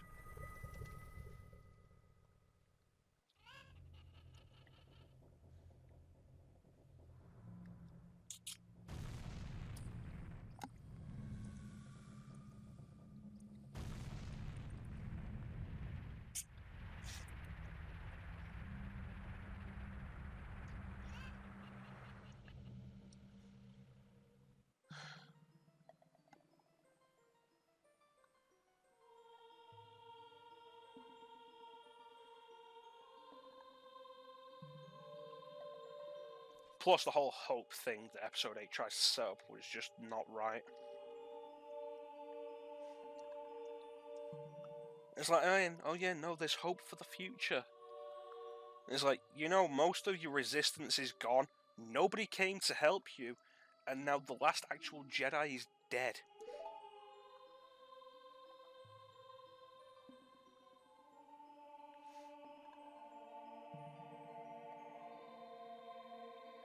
Exactly. Luke Skywalker, the man who chose to die rather than strike down his father, because he knew that was the way of the Jedi, because that is who he chose to be. Decided, oh no, this guy's too powerful and there is darkness in him, I should kill him. It's like, and that completely contradicts your entire history. And again, like I say, Episode 8 ending with the suggestion that there's any hope left was stupid. It's like, oh no, the only person who could have fought Kylo Ren, dead. The Resistance, shattered in pieces. Basically nothing left, and oh yeah, no, we called for help. Nobody came. So what does it matter? What does it really matter what Episode 9 does? Because Episode 8 just effectively said, no, everything's bad now.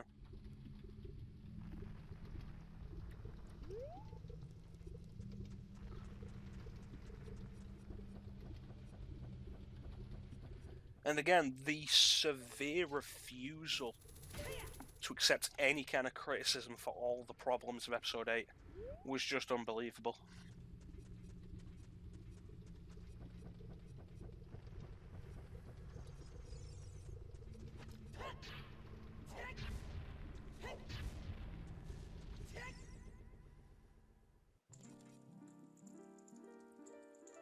And it's like, okay, you know what? The old EU did it far better. And that was the thing I said when Disney made the old expanded universe non-canon. Now that they've gotten rid of it, they need to at least match what the old expanded universe did, and they haven't at all. Episode 7 was fine. Episode 7 was fine. It was a decent enough movie. It did nothing new. It took no risks. But it was setting up a story. Episode 8 took everything it did and threw it in the garbage just to do what they wanted to do, and it was worthless. time we on? I'll go back and check this, and I've probably been talking about this for over an hour now.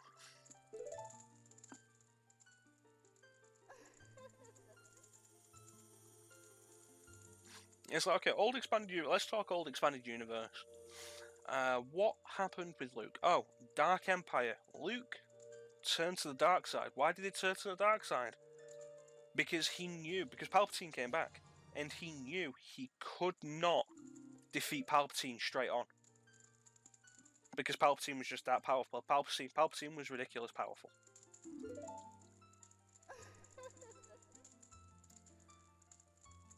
And so, like, Luke turns to the dark side because he sees it as the only way to fight Palpatine. And he does fight Palpatine from the dark side. The problem is, he's turned to the dark side. And while he's fighting Palpatine somewhat as his apprentice, he's turned to the dark side and isn't doing much.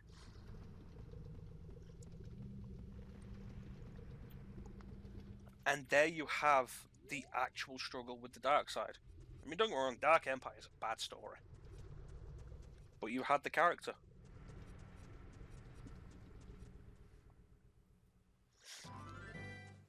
And, like, the First Order are just terrible villains. The biggest problem with the First Order is the First Order of the Empire. And more than anything, the First Order represents a complete lack of creativity.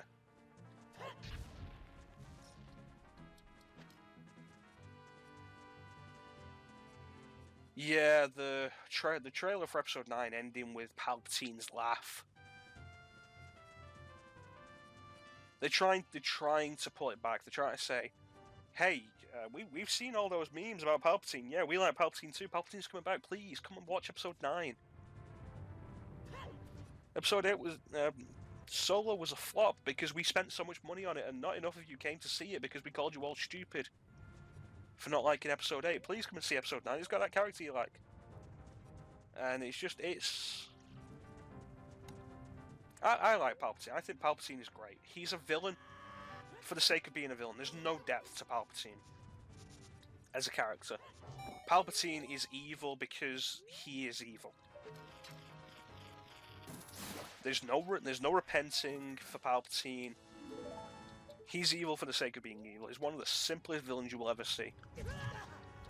But it works because, like, my God, Ian McDiarmid plays that guy so brilliantly, so over the top and ridiculous.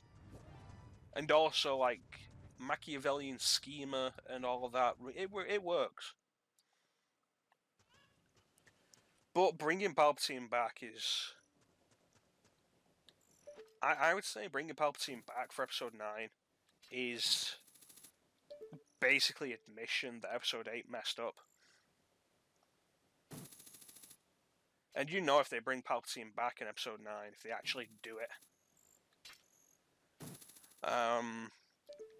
it's going to be one of two things. Either Palpatine was manipulating things behind the scenes again, which, you know, the fact that you haven't got your own villain at this point, you might as well call this, rather than the Skywalker saga, just the Palpatine saga. So you're going to say either Palpatine was manipulating things behind the scenes again, or you're going to turn around and say, did I ever get the Saurus tunic? No, I didn't. I need to go back to Zora River.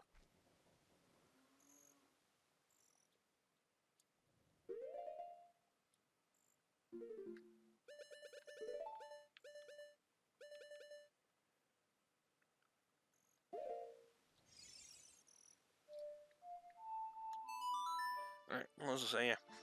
But it's either going to be Palpatine manipulating things behind the scenes, which is essentially just copying the prequel trilogy, or Palpatine secretly took over Ben Solo, which I did the wrong one. I went the Minuet of Forest. Damn it.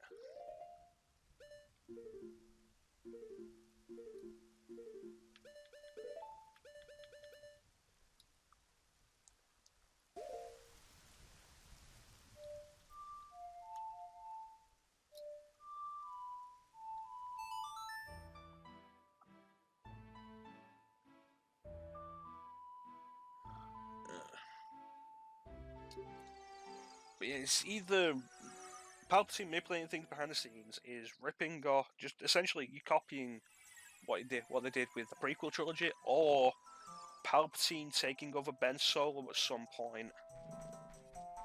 Cause like that at that point is again just copying another Star Wars thing that's already been done, because that was done in the EU where Palpatine tried to possess Han and Leia's third child, Anakin Solo. And that whole thing made me laugh. Like, how was Palpatine finally taken down? Han Solo shot him in the back while he was trying to possess a baby. Like, good work, Palpatine. I'll be honest with you, I don't even remember much about the Episode 9 trailer. I remember there's a bit at the start with Rey swinging a lightsaber in a desert, and then she starts running, and it looks honestly terrible. That whole bit. I remember Billy D. Williams was in it. I remember they've got some footage of Carrie Fisher somewhere, I don't know where. And I remember it fades, the trailer fades to black with Palpatine's laugh. Which, like, okay, if you're bringing back Palpatine, like, just playing...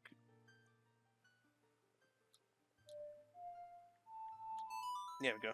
If you're bringing back Palpatine, spoiling that in like the first trailer is a stupid move. That should be a twist. But they need people to go in those seats. They've spent money on it already. They're going to spend money on it in marketing, and they don't want a flop like Solo, because Solo made a lot of money. That's the most ridiculous thing. I still didn't even do what I want.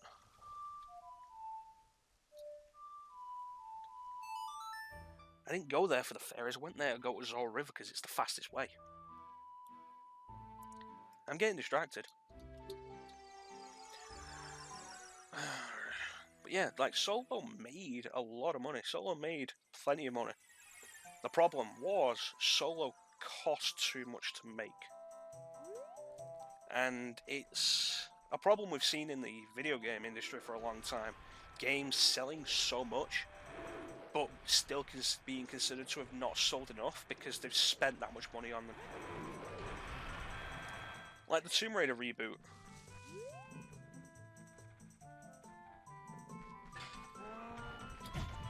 God damn it. The Tomb Raider reboot sold really well. I think it sold like between 3 and 5 million copies. That wasn't enough. It didn't make a profit because they'd spent that much on it.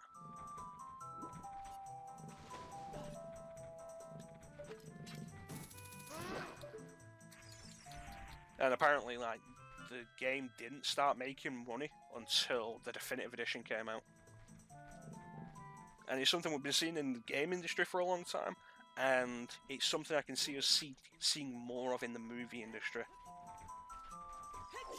Because, like, everybody wants some of that Avengers money. Avengers is there. Like, the Marvel movies are there, making so much money with every movie. Like, Black Panther, like, Infinity War makes over $1 billion. Black Panther makes over $1 billion. Endgame makes over $1 billion. So many of these Marvel movies making over $1 billion per. And everybody wants some of that Marvel money. Even Disney wants more of that Marvel money. Here we go. And so they think, like, throw enough money in. Star Wars is a guaranteed brand. Star Wars was never a guaranteed brand. Star Wars had a dedicated fan base. And the dedicated fan base were what kept it alive. It was a big fan base, yeah. But, like, they got complacent with the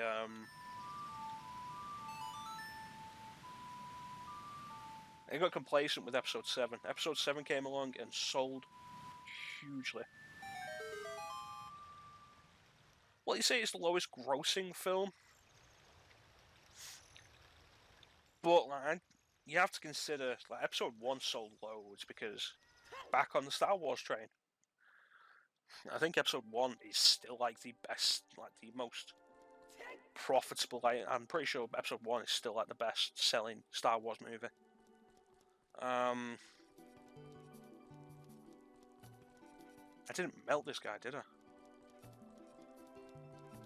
Did I? Yes, I did, because I needed the fish eyes.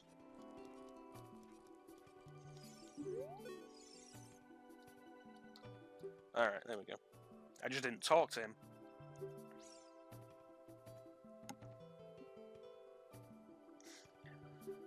But, like, a big part of my point is, like, I don't think the problem was that it came out 5 months after Episode 8. I think a big part of the issue is that Solo is a movie nobody really wanted. Nobody who was into Star Wars really wanted. And it was a movie that was only ever going to appeal to Star Wars fans. But they went, like, Disney and Lucasfilm went into it expecting it to make the same kind of bank as Episode 7 and Episode 8, and it was never gonna. But they threw enough money into it thinking that it would. But then you've also got the problem of, like, your dedicated fans could have probably pulled it through. But you spent months since the release of Episode 8 insulting those dedicated fans because they complained about Episode 8. And that's part of the reason why I was not interested in seeing Solo. It's like, I have legitimate complaints about Episode 8. None of them have to do with the acting, because honestly, the acting was fine in Episode 8. Everyone put in a solid performance. The story was awful. Like, the whole thing with sexism and racism was honestly just awful. And I'm not excusing that. It was terrible, and people really need to stop blaming these things. Like, yeah, Rose was a bad character. Kelly Marie Tran, who played her, did a fine job. Nobody could have done better. You could have cast Helen Mirren as Rose, and she would have been a bad character. It made no difference.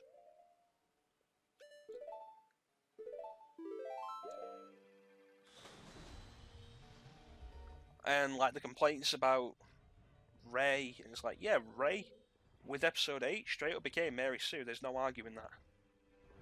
And the people who will then pull up Episode 5 as a retaliation for that, yeah, but, like, Luke only had, like, a day's worth of training with Yoda. No, Luke had months. Episode 5 is terrible with that.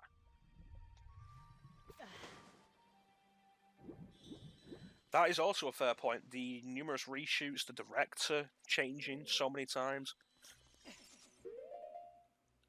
It's a movie that Disney had so much control over and demanded happen in specific ways. And there's so much going wrong with the whole thing. Behind the scenes, the director's changing, the reshoots and everything. And it doesn't matter how often reshoots turn out to be a good thing, everybody will automatically assume reshoots, oh, that's probably bad.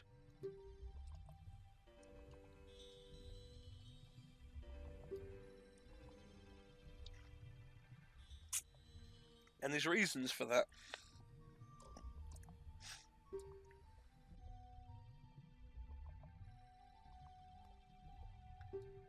But,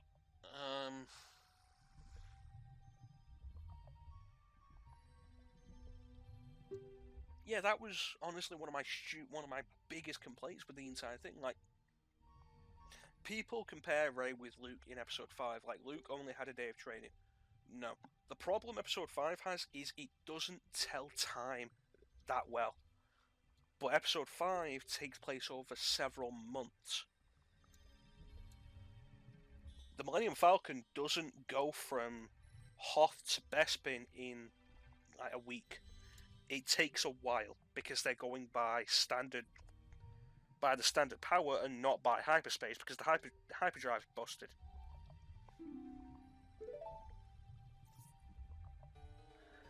And Episode 5 does a bad job of relaying that. Luke has, and a solid amount of time like actually training. And what happens? He doesn't finish his training, and he goes off to rescue his friends. And what happens? He's punished severely for it.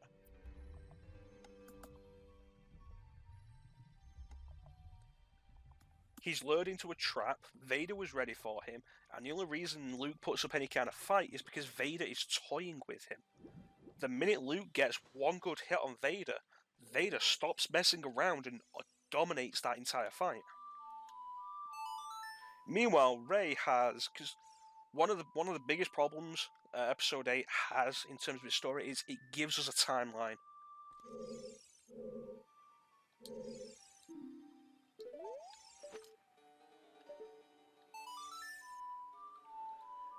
It tells us how long they've got until they've run out of fuel.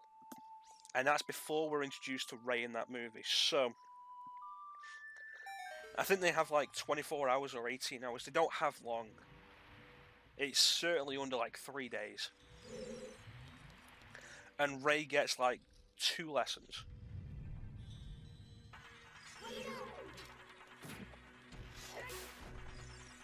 Rey gets 2 lessons because Luke just does not want to train her.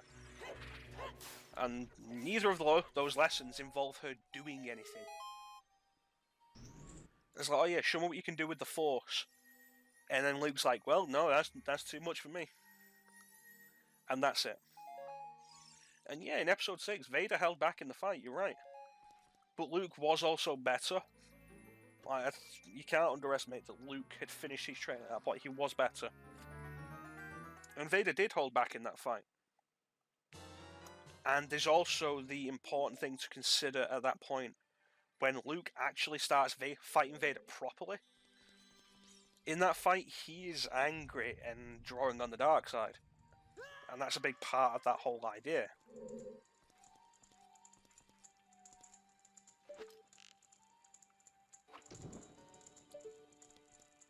And so you have a character who, yeah, when they went up against the fully trained opponent without being ready, they were punished for it. Rey does it, and what happens? Oh no, The amount to which Rey holds her own in that fight is unbelievable. And it's like, oh yeah, no, here's my guard. I'm Snoke. Here's my guard. They're specifically trained to take out Force wielders, just in case. And Kylo Ren's having a hard time dealing with them, but you know, Rey's here to help him, and that makes everything okay. It's like, what? And like, I argued against Rey being a Mary Sue in Episode 7. Because I think Episode 7 established everything Rey can do pretty well. And it's like, why can she fly? Well, you know, why can anybody with the Force fly? But specifically with the fight against Kylo Ren. Okay? Before that, there's the... How does she know how to remove the compressor from the Millennium Falcon? She's a scavenger. It makes sense that she would have to know what parts do what to know what is valuable to make money to eat. That makes sense. How is she able to effectively fight with a lightsaber with no training? Well, you know, she did use a melee weapon on Jakku. Presumably based on the way the environment was and the kind of people that were there. She's had to defend herself before and has gotten good at it.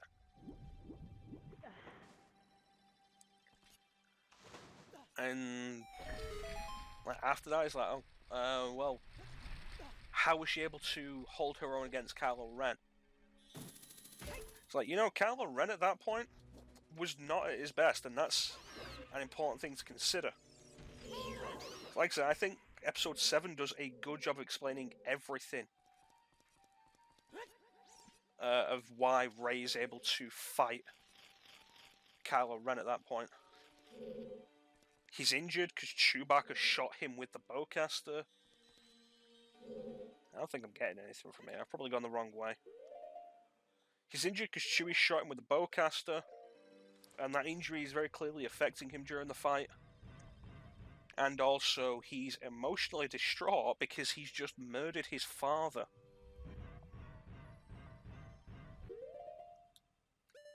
So of course he's not at 100%.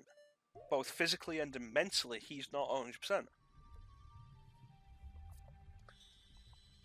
it's like, you know, even Finn, you know, completely untrained as he was, completely worthless in a melee fight, put up some kind of fight against Kylo Ren. Why is that? Because Kylo Ren was not in any kind of condition to fight properly. And once there was somebody who could actually use a melee weapon fighting him, it made sense that Kylo Ren was not going to do that much against them. So, like I say, I think Episode 7 justified it all fairly well. Episode 8 doesn't, because there's no excuse for it in Episode 8. Kylo Ren is at 100%, Snoke is at 100%. Snoke dying like that was ridiculous, it was a waste of a villain. Although I'm guessing they had no idea what to do with Snoke.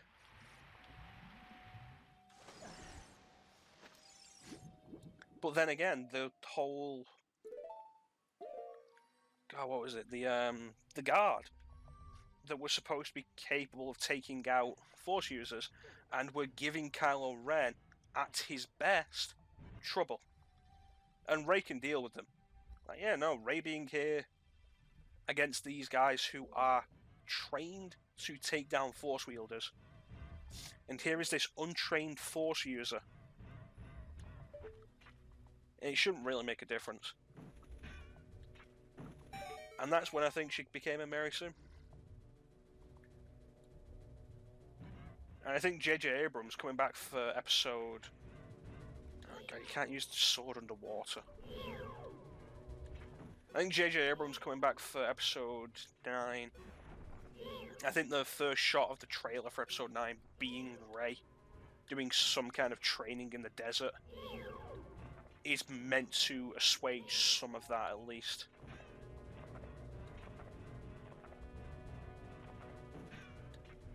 Because yeah, no, Rey was not ready to go and do any of that. And for her to go and do that and succeed and survive was ridiculous.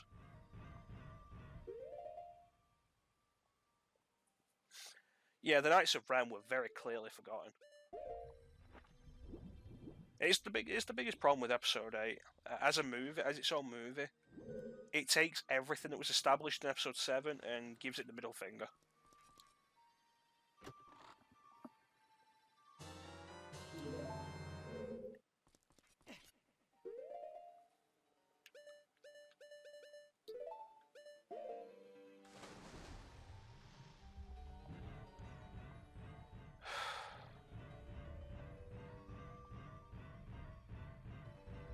Yeah, I look forward to when we actually do good Star Wars stuff and have positive things to say about it.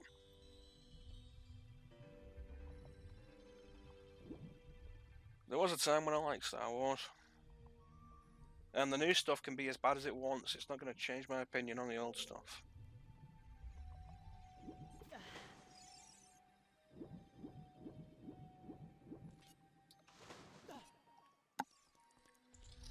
And, like, you know, it's like I said, in the end, the sequel trilogy, the main thing it needed to do was stack up with the expanded universe. Because the expanded universe covered a long period after episode 6. And it did a lot of it well. Some of it wasn't great. And like, if you're going to argue to me that everything the expanded universe did was good, then I'm going to call you an idiot.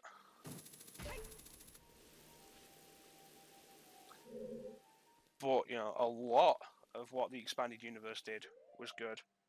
The Yuuzhan Vong were an interesting villain. A lot of the time they were mishandled, but, you know, I suppose that's what you get when you have a 21-book series written by, like, 10 different authors. So, I mean, there's that as a problem. The Thrawn trilogy is fantastic. I mean, if we're going to directly compare with anything, like the sequel trilogy, is directly compared with the Thrawn trilogy. And the Thrawn trilogy was fantastic. You had a new villain that, yes, still part of the Imperials, but the new villain himself, Thrawn himself, was different. And one of my favourite things about Thrawn was the how am I going to be able to make that? One of my favourite things about Thrawn was how he took no crap, but at no point was a bad boss. Like, Vader killed people for failing him. Which, at this point, is an overplayed idea. Vader and the Emperor, yeah, sure it works. Evil, blah, blah, blah. Thrawn's not evil. Thrawn has ideals and ideology and motivation. And he sticks those, and it works. It's like that, there's a part early on in the Thrawn trilogy, in the first book, where Captain Paleon questions one of Thrawn's orders. And Thrawn is like, yeah, fine, go ahead, explain to me what you think is wrong with the plan. And he listens to Paleon's criticism and then explains exactly why his plan is going to work.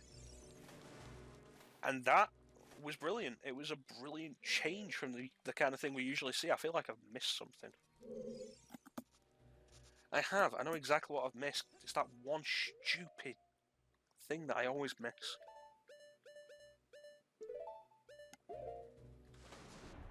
And, like, right there, you've got the boss who listens to his subordinates, his fully qualified subordinates, takes into account their ideas, their thoughts, their considerations, their experience, and respects them for it. Whereas any more standard generic villain would have been like, oh, you've questioned me? Well, die. Somebody else will replace you.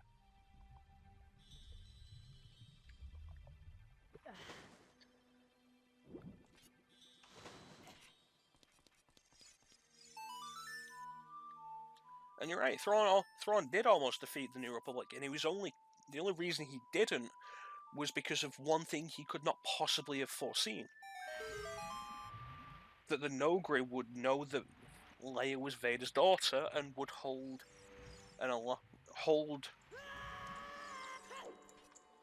like respect and devotion to her for being Vader's daughter.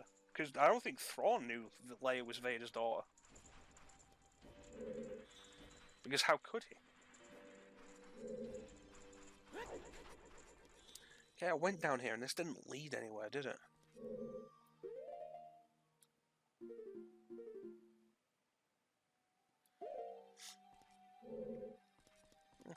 How could Thrawn have known Vader was Leia's father? And the Noghri being able to detect that and uphold their vow to Vader for it, and choose to side with her over Vader, something Thrawn could have never predicted.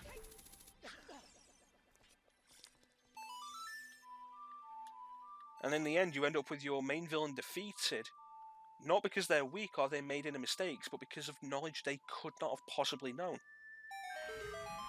And it leaves Thrawn still as possibly the best Star Wars villain. Like, why is the Emperor defeated? Overconfidence. Why is Vader defeated? Vader willingly gives up. Why is Thrawn defeated? Well, you know, he could never have seen this thing coming. He wasn't outmaneuvered, he wasn't outsmarted.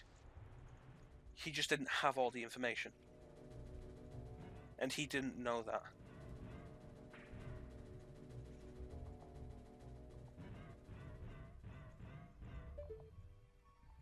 Where does this lead?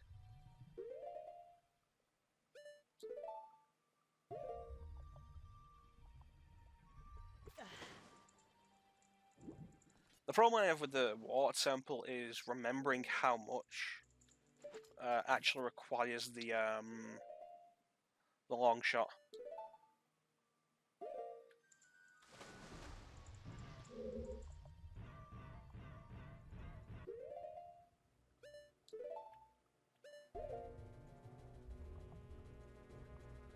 Well, yeah, the Thrawn trilogy was really solid. Thrawn was an excellent villain.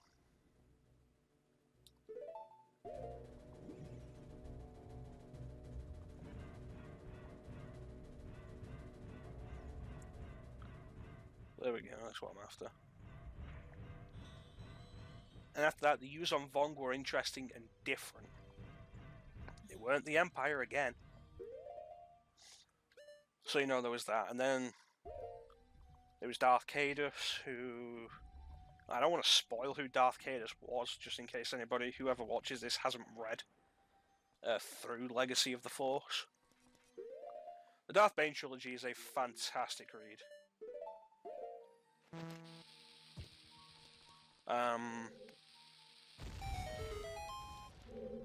But at that point, I just hold up Drew Karpyshyn. I can never remember how to pronounce his name. I know how to pronounce his name when I see it. I can never remember how I do it. But he's a fantastic author. And the Bane trilogy was excellent that he wrote. And there was Darth Revan. It wasn't Darth Revan, it was just Revan. The Revan book he wrote was fantastic. And my biggest complaint with the Revan book was that it was made as a prologue to the Old Republic game. And that is the only problem I had with that. Because it means that the story establishes a threat and a problem, and then it's followed up on in the game. And I don't think the game's particularly great.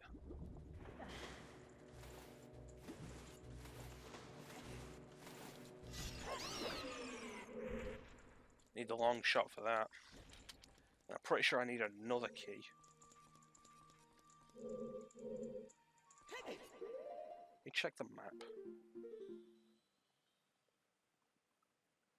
That leads me back to the top. Yeah.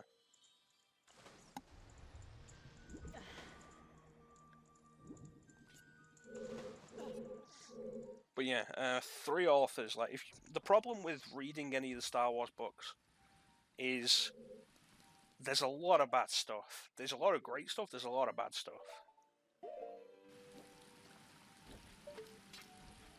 But if you want to have guaranteed good stuff, yeah, that's the other way. If you want to guarantee that you're going to read a good book, I say you want to look for. There's 3 authors I recommend, and it's Drew Karpyshyn, Timothy Zahn, and James Luceno. All 3 of them did multiple Star Wars books, and all of their Star Wars books are fantastic. And like the standout titles with each of them is like Drew Karpyshyn, the Bane trilogy, fantastic. Timothy Zahn, there's the Thrawn trilogy, fantastic. Okay, now I want to go back down to the bottom because I'm pretty sure I've messed something up because I'm not really paying much attention. James Luceno, he did the Han Solo trilogy, which is really good, but the piece I hold that he did as the best is Darth Plagueis. Darth Plagueis is a brilliant novel.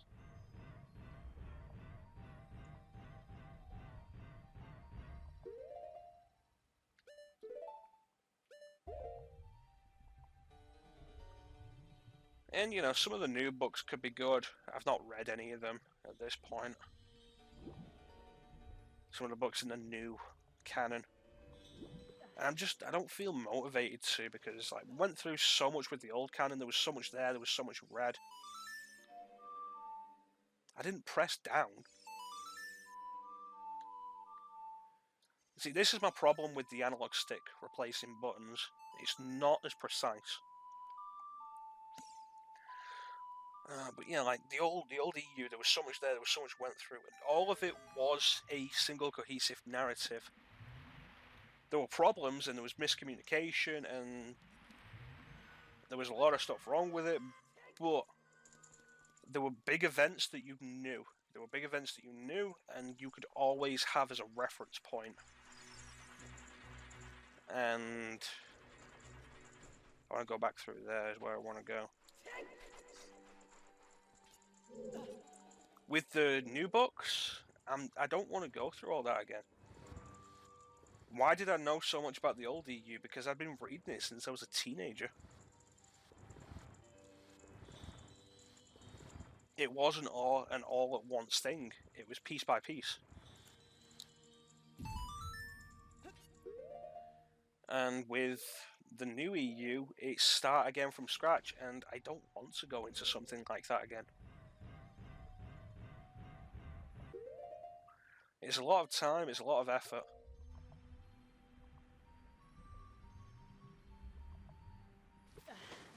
And at this point, I'm reading other stuff now.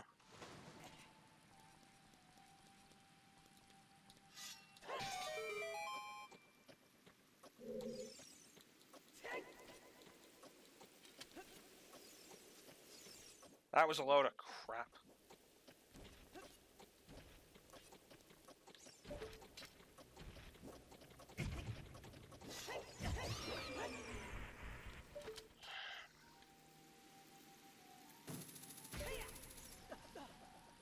Yeah, I'm reading other stuff.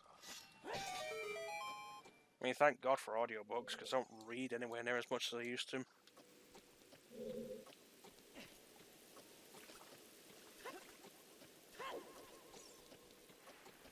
It's the big thing, see, now we're making some progress.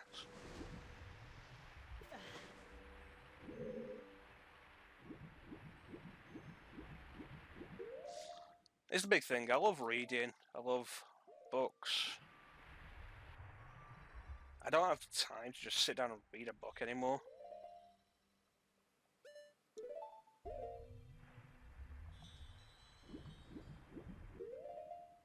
I don't have the time, I don't have the attention span to spend the time reading a book. Because with limited time and a shorter attention span than ever, I'm spending that time and attention span on games.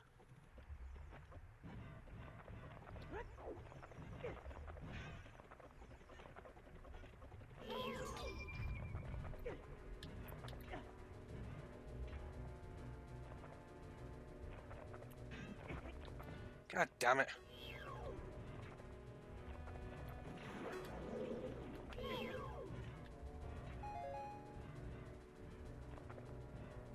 There we go. So I'm guessing there's something above me.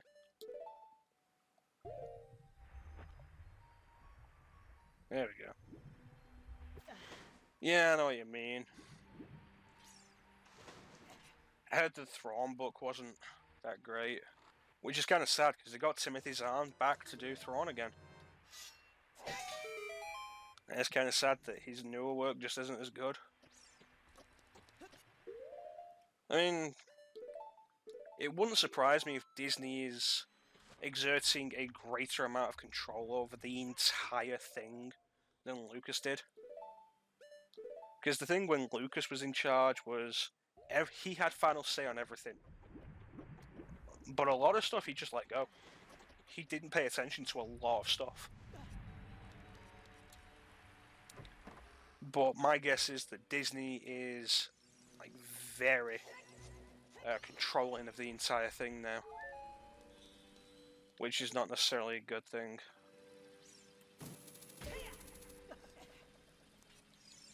But it's what I mean with the whole.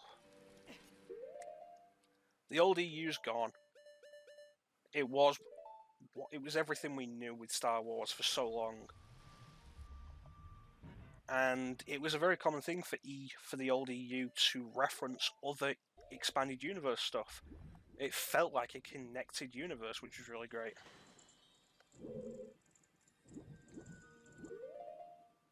And now that's all gone. You've got stuff in the Disney expanded universe that can reference other stuff, but most of it's gone. So while they can reference stuff, there's less. And what they've got isn't as interesting. Disney would never put forward something like the Yuzon Vong, which Like, regardless of your personal feelings on the Yuzon Vong, the Yuzon Vong were interesting.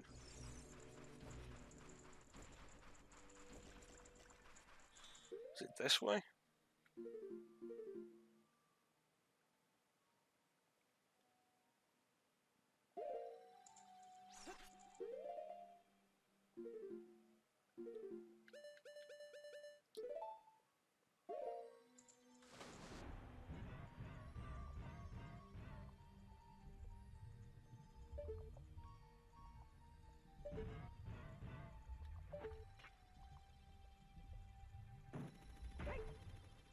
Yeah, the Yuzon Vong were interesting. They were dangerous villains.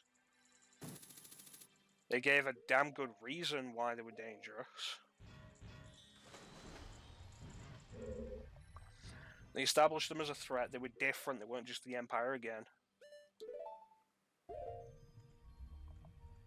They did one of the old.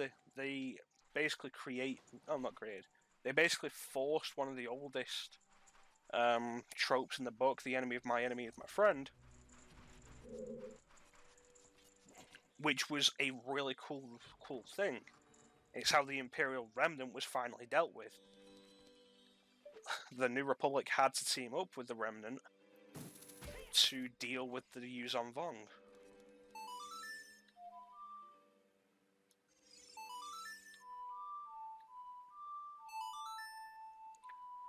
Yeah, I mean, we've talked about Star Wars for a long time now, and a lot of it's just been complaints.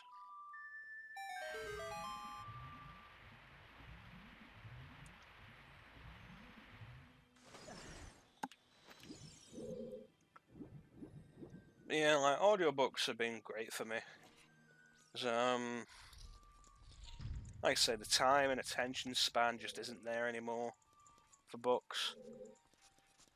And the time that I do have, and the attention span I do have, I want to spend on the games, which has always been like my main passion, and it's just kind of waned in recent years. I want to spend on that. So the audiobooks have been great because I listen to audiobooks instead of music now. It's worked out really well, and like, just the availability of audiobooks through Audible has been really good.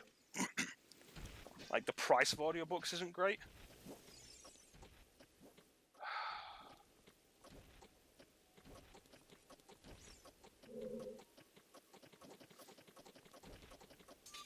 The price of audiobooks isn't great. When you're looking something like £20 odd per book, per audiobook. But Audible's got that subscription. It's like $8.99 a month. You can just get an audiobook every month. Doesn't matter what the audiobook is. Doesn't matter how big it is. There's no restrictions. If it's counted as one audiobook, you can just have that for the month as the credit you get. If it's part of a collection, still counts as one book. It's like they did they had Stephen Fry narrate the entire Sherlock Holmes. Everything Sir Arthur Conan Doyle did with Sherlock Holmes, they had him do, and it came out last year, and the entire thing is like over 70 hours long. That's one credit. And you can't complain at something like that. You get as much out of the subscription as you want. You can get a 70-hour collection. You can get a 5-hour book. It's all up to you. And it's one of the best things. And it's certainly better than audiobooks on tape. And it's been great. I found so many new books like that. I started reading the Dresden Files as books, and then just went to the audiobooks after a certain point, after I started getting into audiobooks. And they were fantastic. James Masters did such a brilliant job narrating those. I wish they had more Star Wars books, actually. If we want to go back to... God damn it, stop doing that. If we want to go back to Star Wars for a few minutes, I wish they had more of the old Star Wars books on there, and they don't, and it's so disappointing. Like, they've got the Bane trilogy, and the Bane trilogy, like we say, fantastic.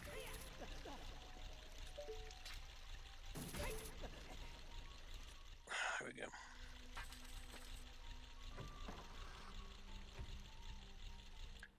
They have some of the old expanded universe stuff. This bloody analog stick. They have some of the old expanded universe stuff. They do not have the new Jedi Order. They don't have what came after New Jedi Order? Because there was New Jedi Order, then there was something else, and then there was Legacy of the Force.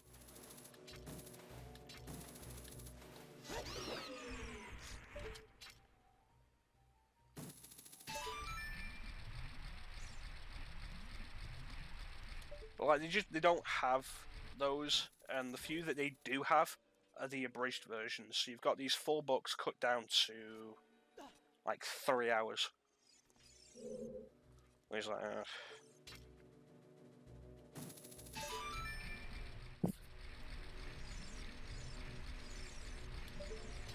so that's a shame. They do have, I think they have Darth Plagueis as an audiobook though. I don't mind going through that again. Darth Plagueis is a fantastic book. Yeah, it's understandable, Bane. I'm actually going to be calling it once we finish the Water Temple. I'm not going to be going into the Shadow Temple. I didn't expect to be, but we're going to get the Water Temple done, and then that's going to be it for the stream.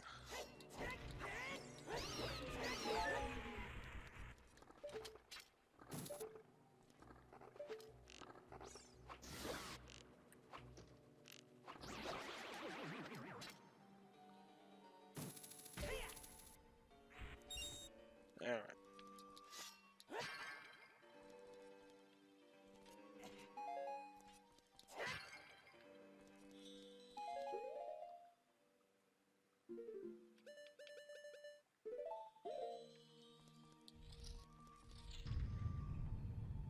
So this room's interesting.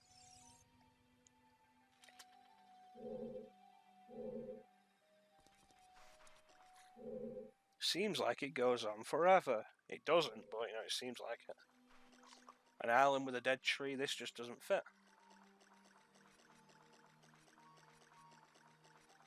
Door on the other side's locked. And so there's a trigger here. What you need to do is step onto the island. And then once you do, your reflection's gone. And then you need to look away. And look back. Dark Chrono.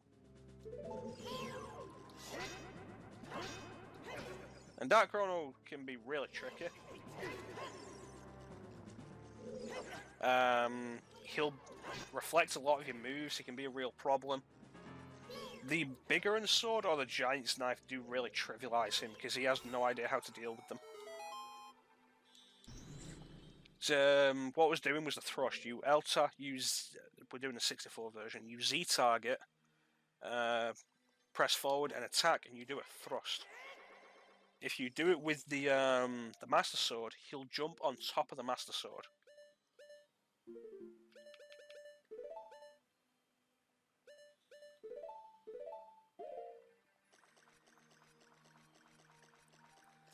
But if you do it with the Biggoron Sword or the Giant's Knife is guaranteed if you have the broken Giant's Knife. Then he can't jump on it, and he'll constantly take damage every time you do it. And Dark Chrono has the same amount of health as you do. The long shot, finally. He has as much health as you do, so depending on how much health you come into this fight with, he'll be stronger or weaker. It all depends on how many pieces of heart you've been grabbing.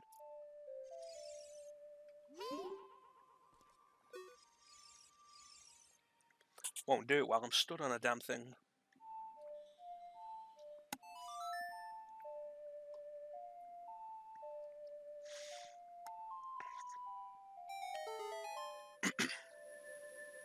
I didn't even fade away, that just disappeared. The good news is we are on the road to finishing the water temple. The trickiest part about the water temple is getting the long shot. Once you've got the long shot, the entire temple opens up, and there's less of it left than you'd think.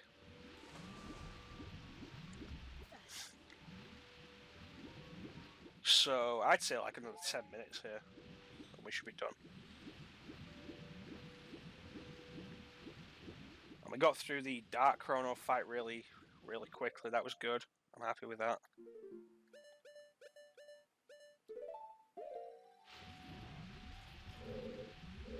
I was a little concerned about the Dark Chrono fight, but it came out well.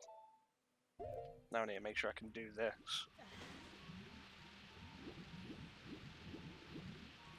There we go.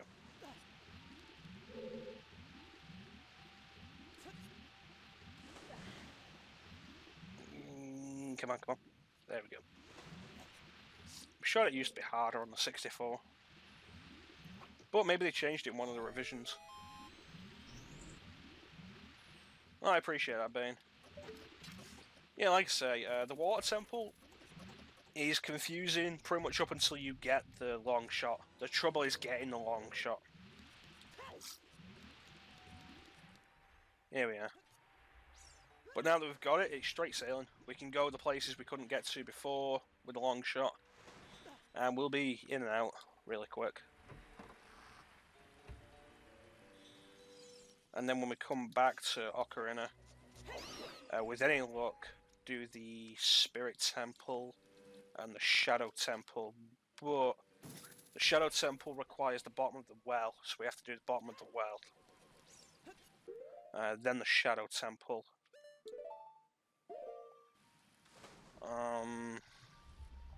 And then the Spirit Temple requires you to go back in time and become a kid again.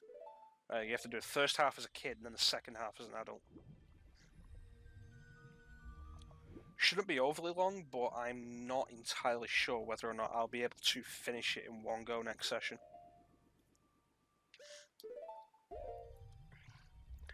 Which is a similar case as where we're at with Eternal Darkness in the minute. We're near the end, but we have at least 2 more characters to play as before we actually get to the end, and I'm not sure if there's more after that.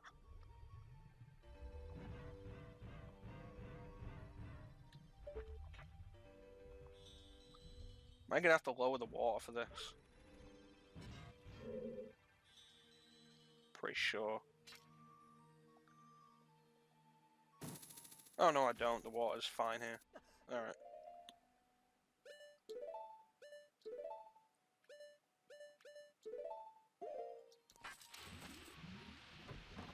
Yeah. So how are you enjoying Ocarina so far, Bane?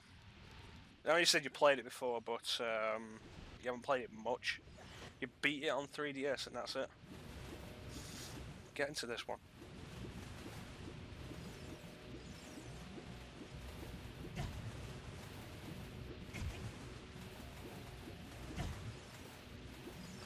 Goddamn Tectites.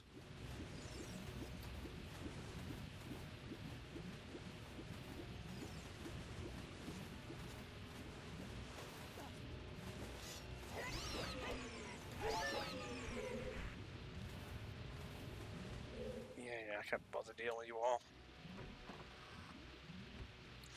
So there's this. This will circle around for us.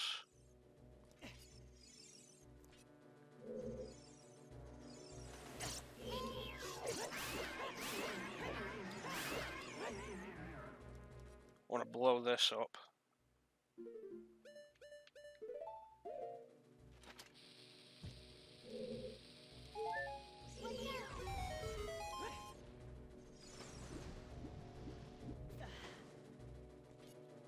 And then blow this up. Slicing dice. There we go.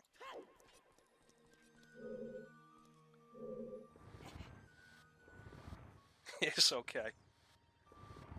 Oh man, I don't know if you're allowed to say Ocarina of Time's just okay.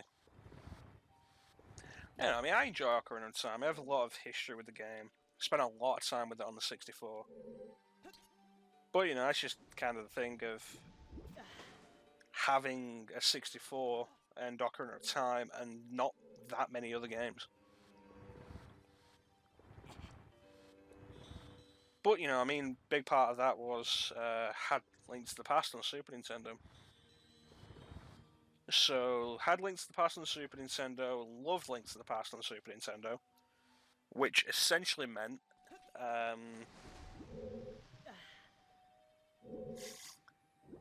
a Zelda game was a good idea. It's like, oh hey, get him a game for the 64. What should we get? Well, you know, you like Zelda. There's a Zelda on 64. Cool, worked out. I do think that Wind Waker is probably a better game overall. The biggest problem with Wind Waker is the Triforce hunting quest.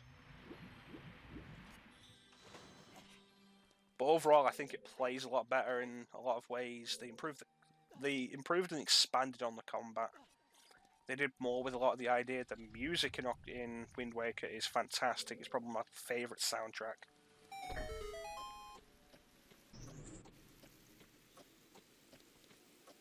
I mean, at this point, you know, if you're not going to pick up a Wii U, I'd say just play Wind... God damn it! If you're not going to pick up a Wii U, I'd say, you know, play Wind Waker on GameCube. It's still a fine game. We still loved it with the Triforce quest. And to be fair, Wind Waker HD on Wii U doesn't remove that entirely. It improves it and cuts it down, doesn't remove it entirely.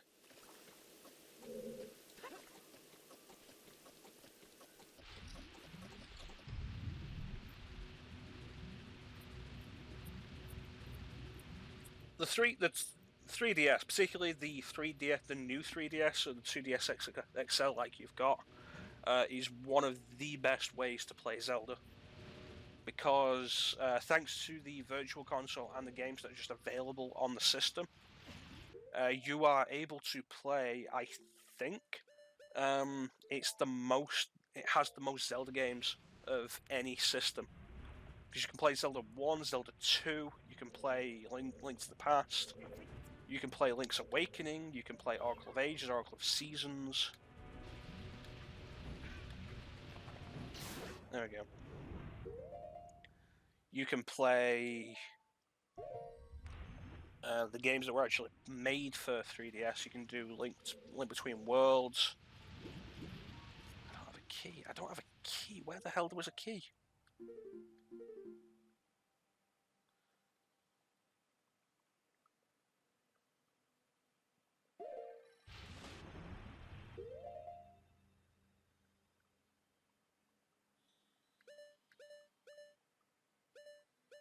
Oh, god damn it. Yeah, there's Link Between Worlds.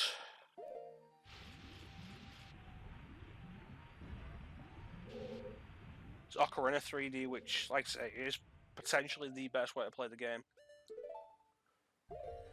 There's Majora's Mask 3D, which I honestly wouldn't recommend. You know what?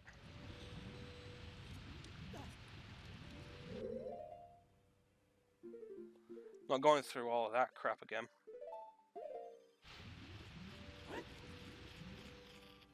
Let's make use of this one thing that nobody ever uses.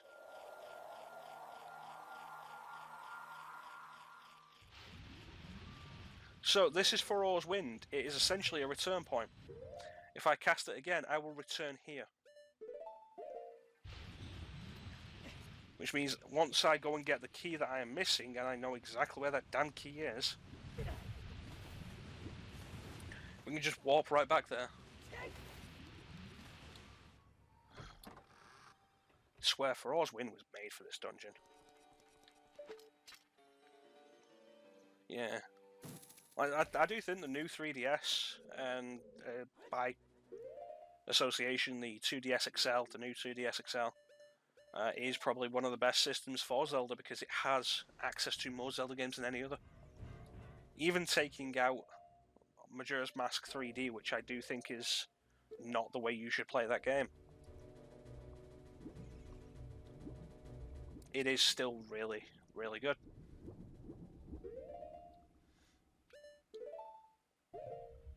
I think the Wii U is like the second most after that.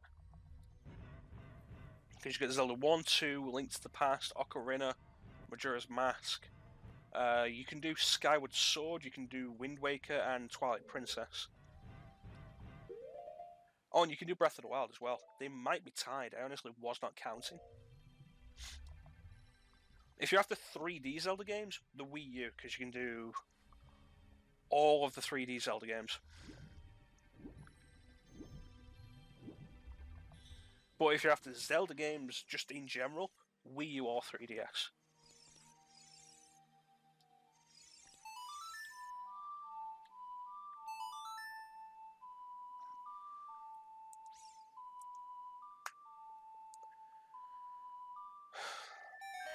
You know, I always say the water temple isn't as bad as people make it out to be.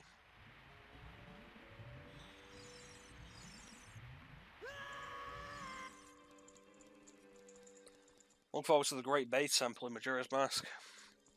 I'm gonna have to do this game again for Let's Play as well.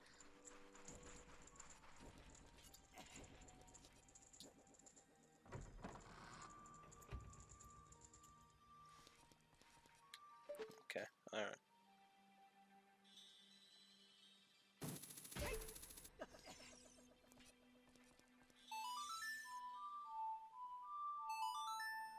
Yeah.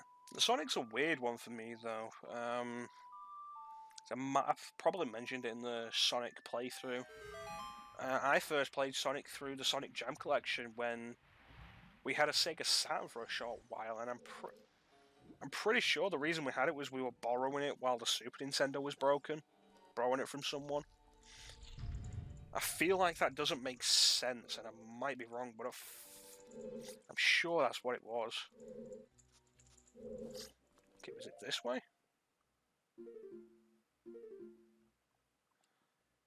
No, it's the other side. Alright.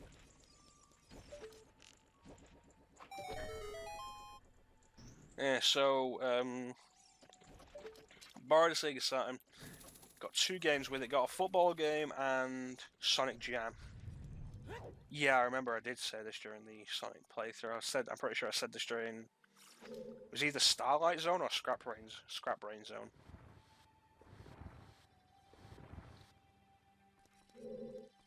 There's the key we're after.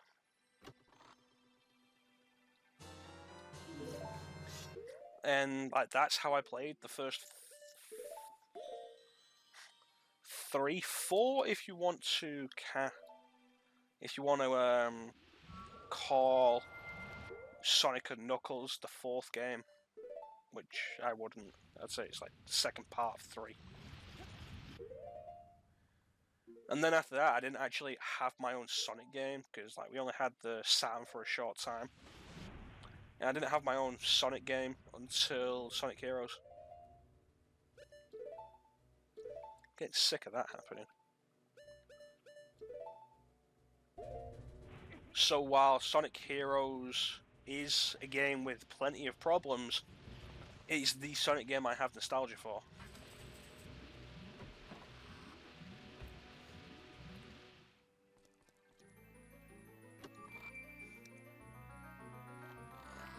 I hope you do get to play more Zelda games. I hope you do enjoy them.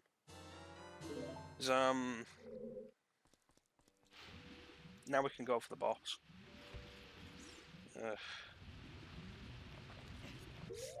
Like aside from, I forgot what I was even going to say. No, it's like I enjoy Zelda. I played Zelda for years. I really enjoyed the series. I've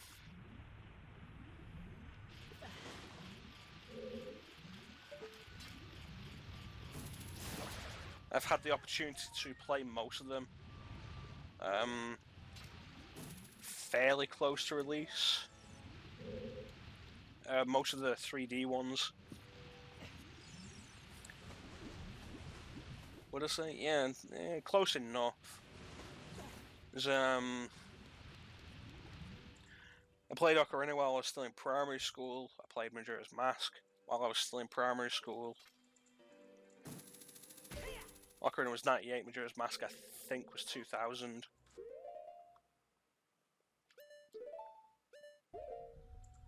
And then Wind Waker I got early enough. Twilight Princess was the first one that was a while before I played it. Skyward Sword I've never finished. A few reasons for that. Not overly fond of the motion control. It requires a lot more effort than just having a controller.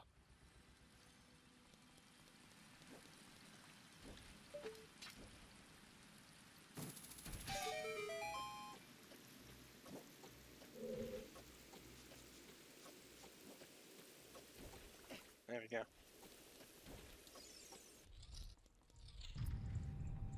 Breath of the Wild I bought day one.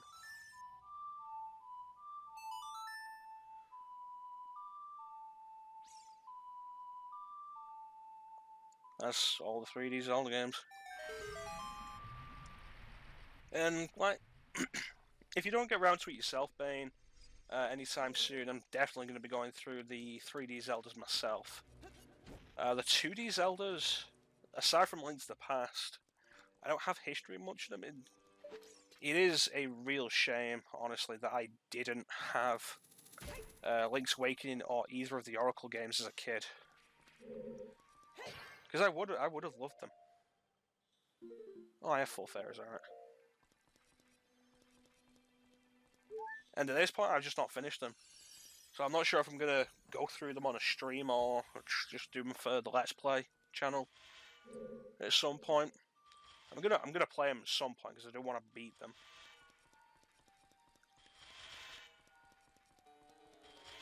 Come on, can we make it? Damn it!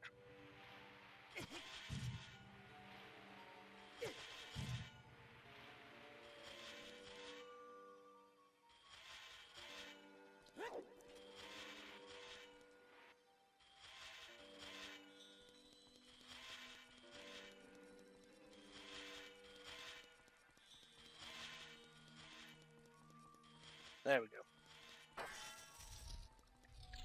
But yeah, most of the... I'd say all of the 3D Zelda games, with the exception of stuff like Link's crossbow training, I intend to play at some point. I don't care about Link's crossbow training. I'll go through Skyward Sword at some point.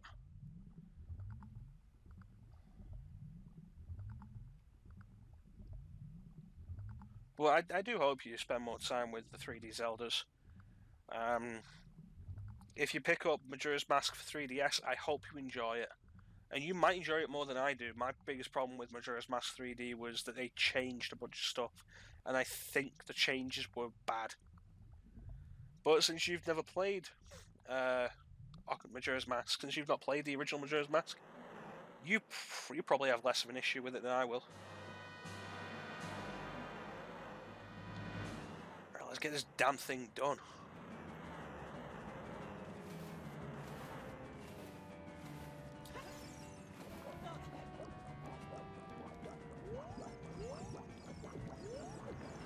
Hope the targeting actually works for me today. Last time I did this fight, it was a pain. Yeah, I don't care.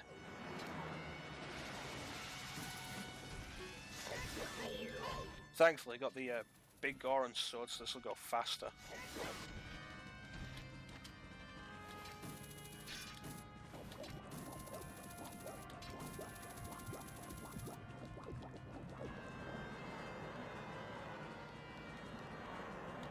And if with any luck, I can deal enough damage to, damn it, to avoid the second phase. Well, this is just going to go on for a minute.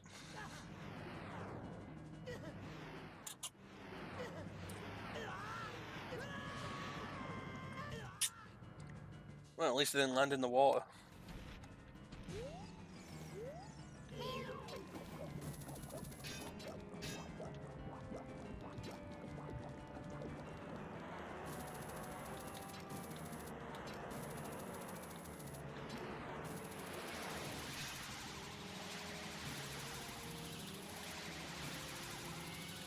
That went right. Why did that go through it?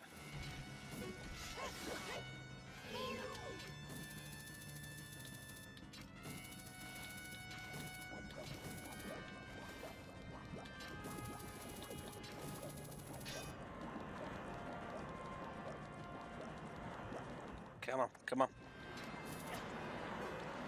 I had less trouble with bloody Dark Souls bosses. It's not that this boss is difficult, it's just irritating.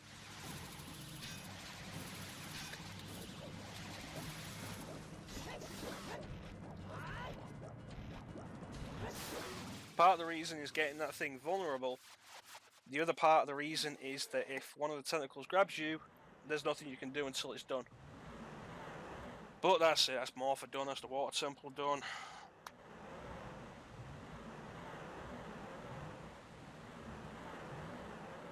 And you know what, because we're playing on the Wii U Virtual Console, I think we're going to call the stream here, honestly.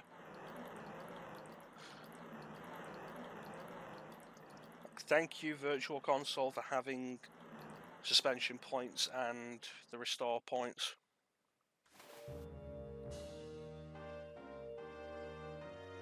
You know, I tell you what, I do want to do at some point on stream.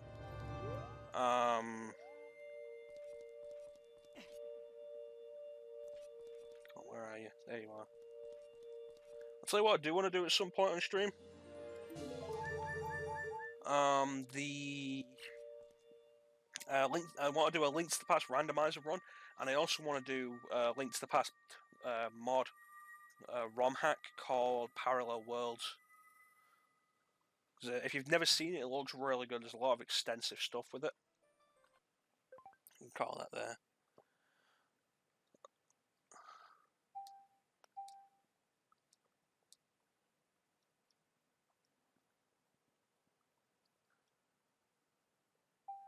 There we go. It's really cool. I want to get around to doing that. But that's going to be it for tonight, guys. I want to thank everybody who joined me for showing the support. Special thanks to Bane for keeping me company in the chat as always. I really appreciate it, man. We will be back on Sunday, 10 PM Greenwich Mean Time, GMT. We will be continuing Eternal Darkness, possibly finishing it. I'm not sure. Maybe. Who knows? I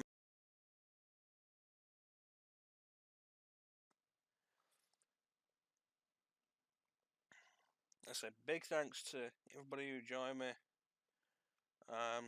Don't forget to, if you want more content from me, check out the YouTube channel. It's Mecha Chrono. The name is there now in the stream, which I've finally got sorted. You can follow me on Twitter at Green Chrono. I need to be posting more on there, particularly about what I'm doing, when I'm doing it, stuff like that. And I am looking at actually doing something with Instagram. When I do, the Instagram name will be there. Probably not going to have a Facebook page, because I don't feel like I'll ever be really big enough to have a Facebook page. But that's going to be it. Thank you to everybody for watching. I really appreciate your support. Have yourselves a fantastic night and take care.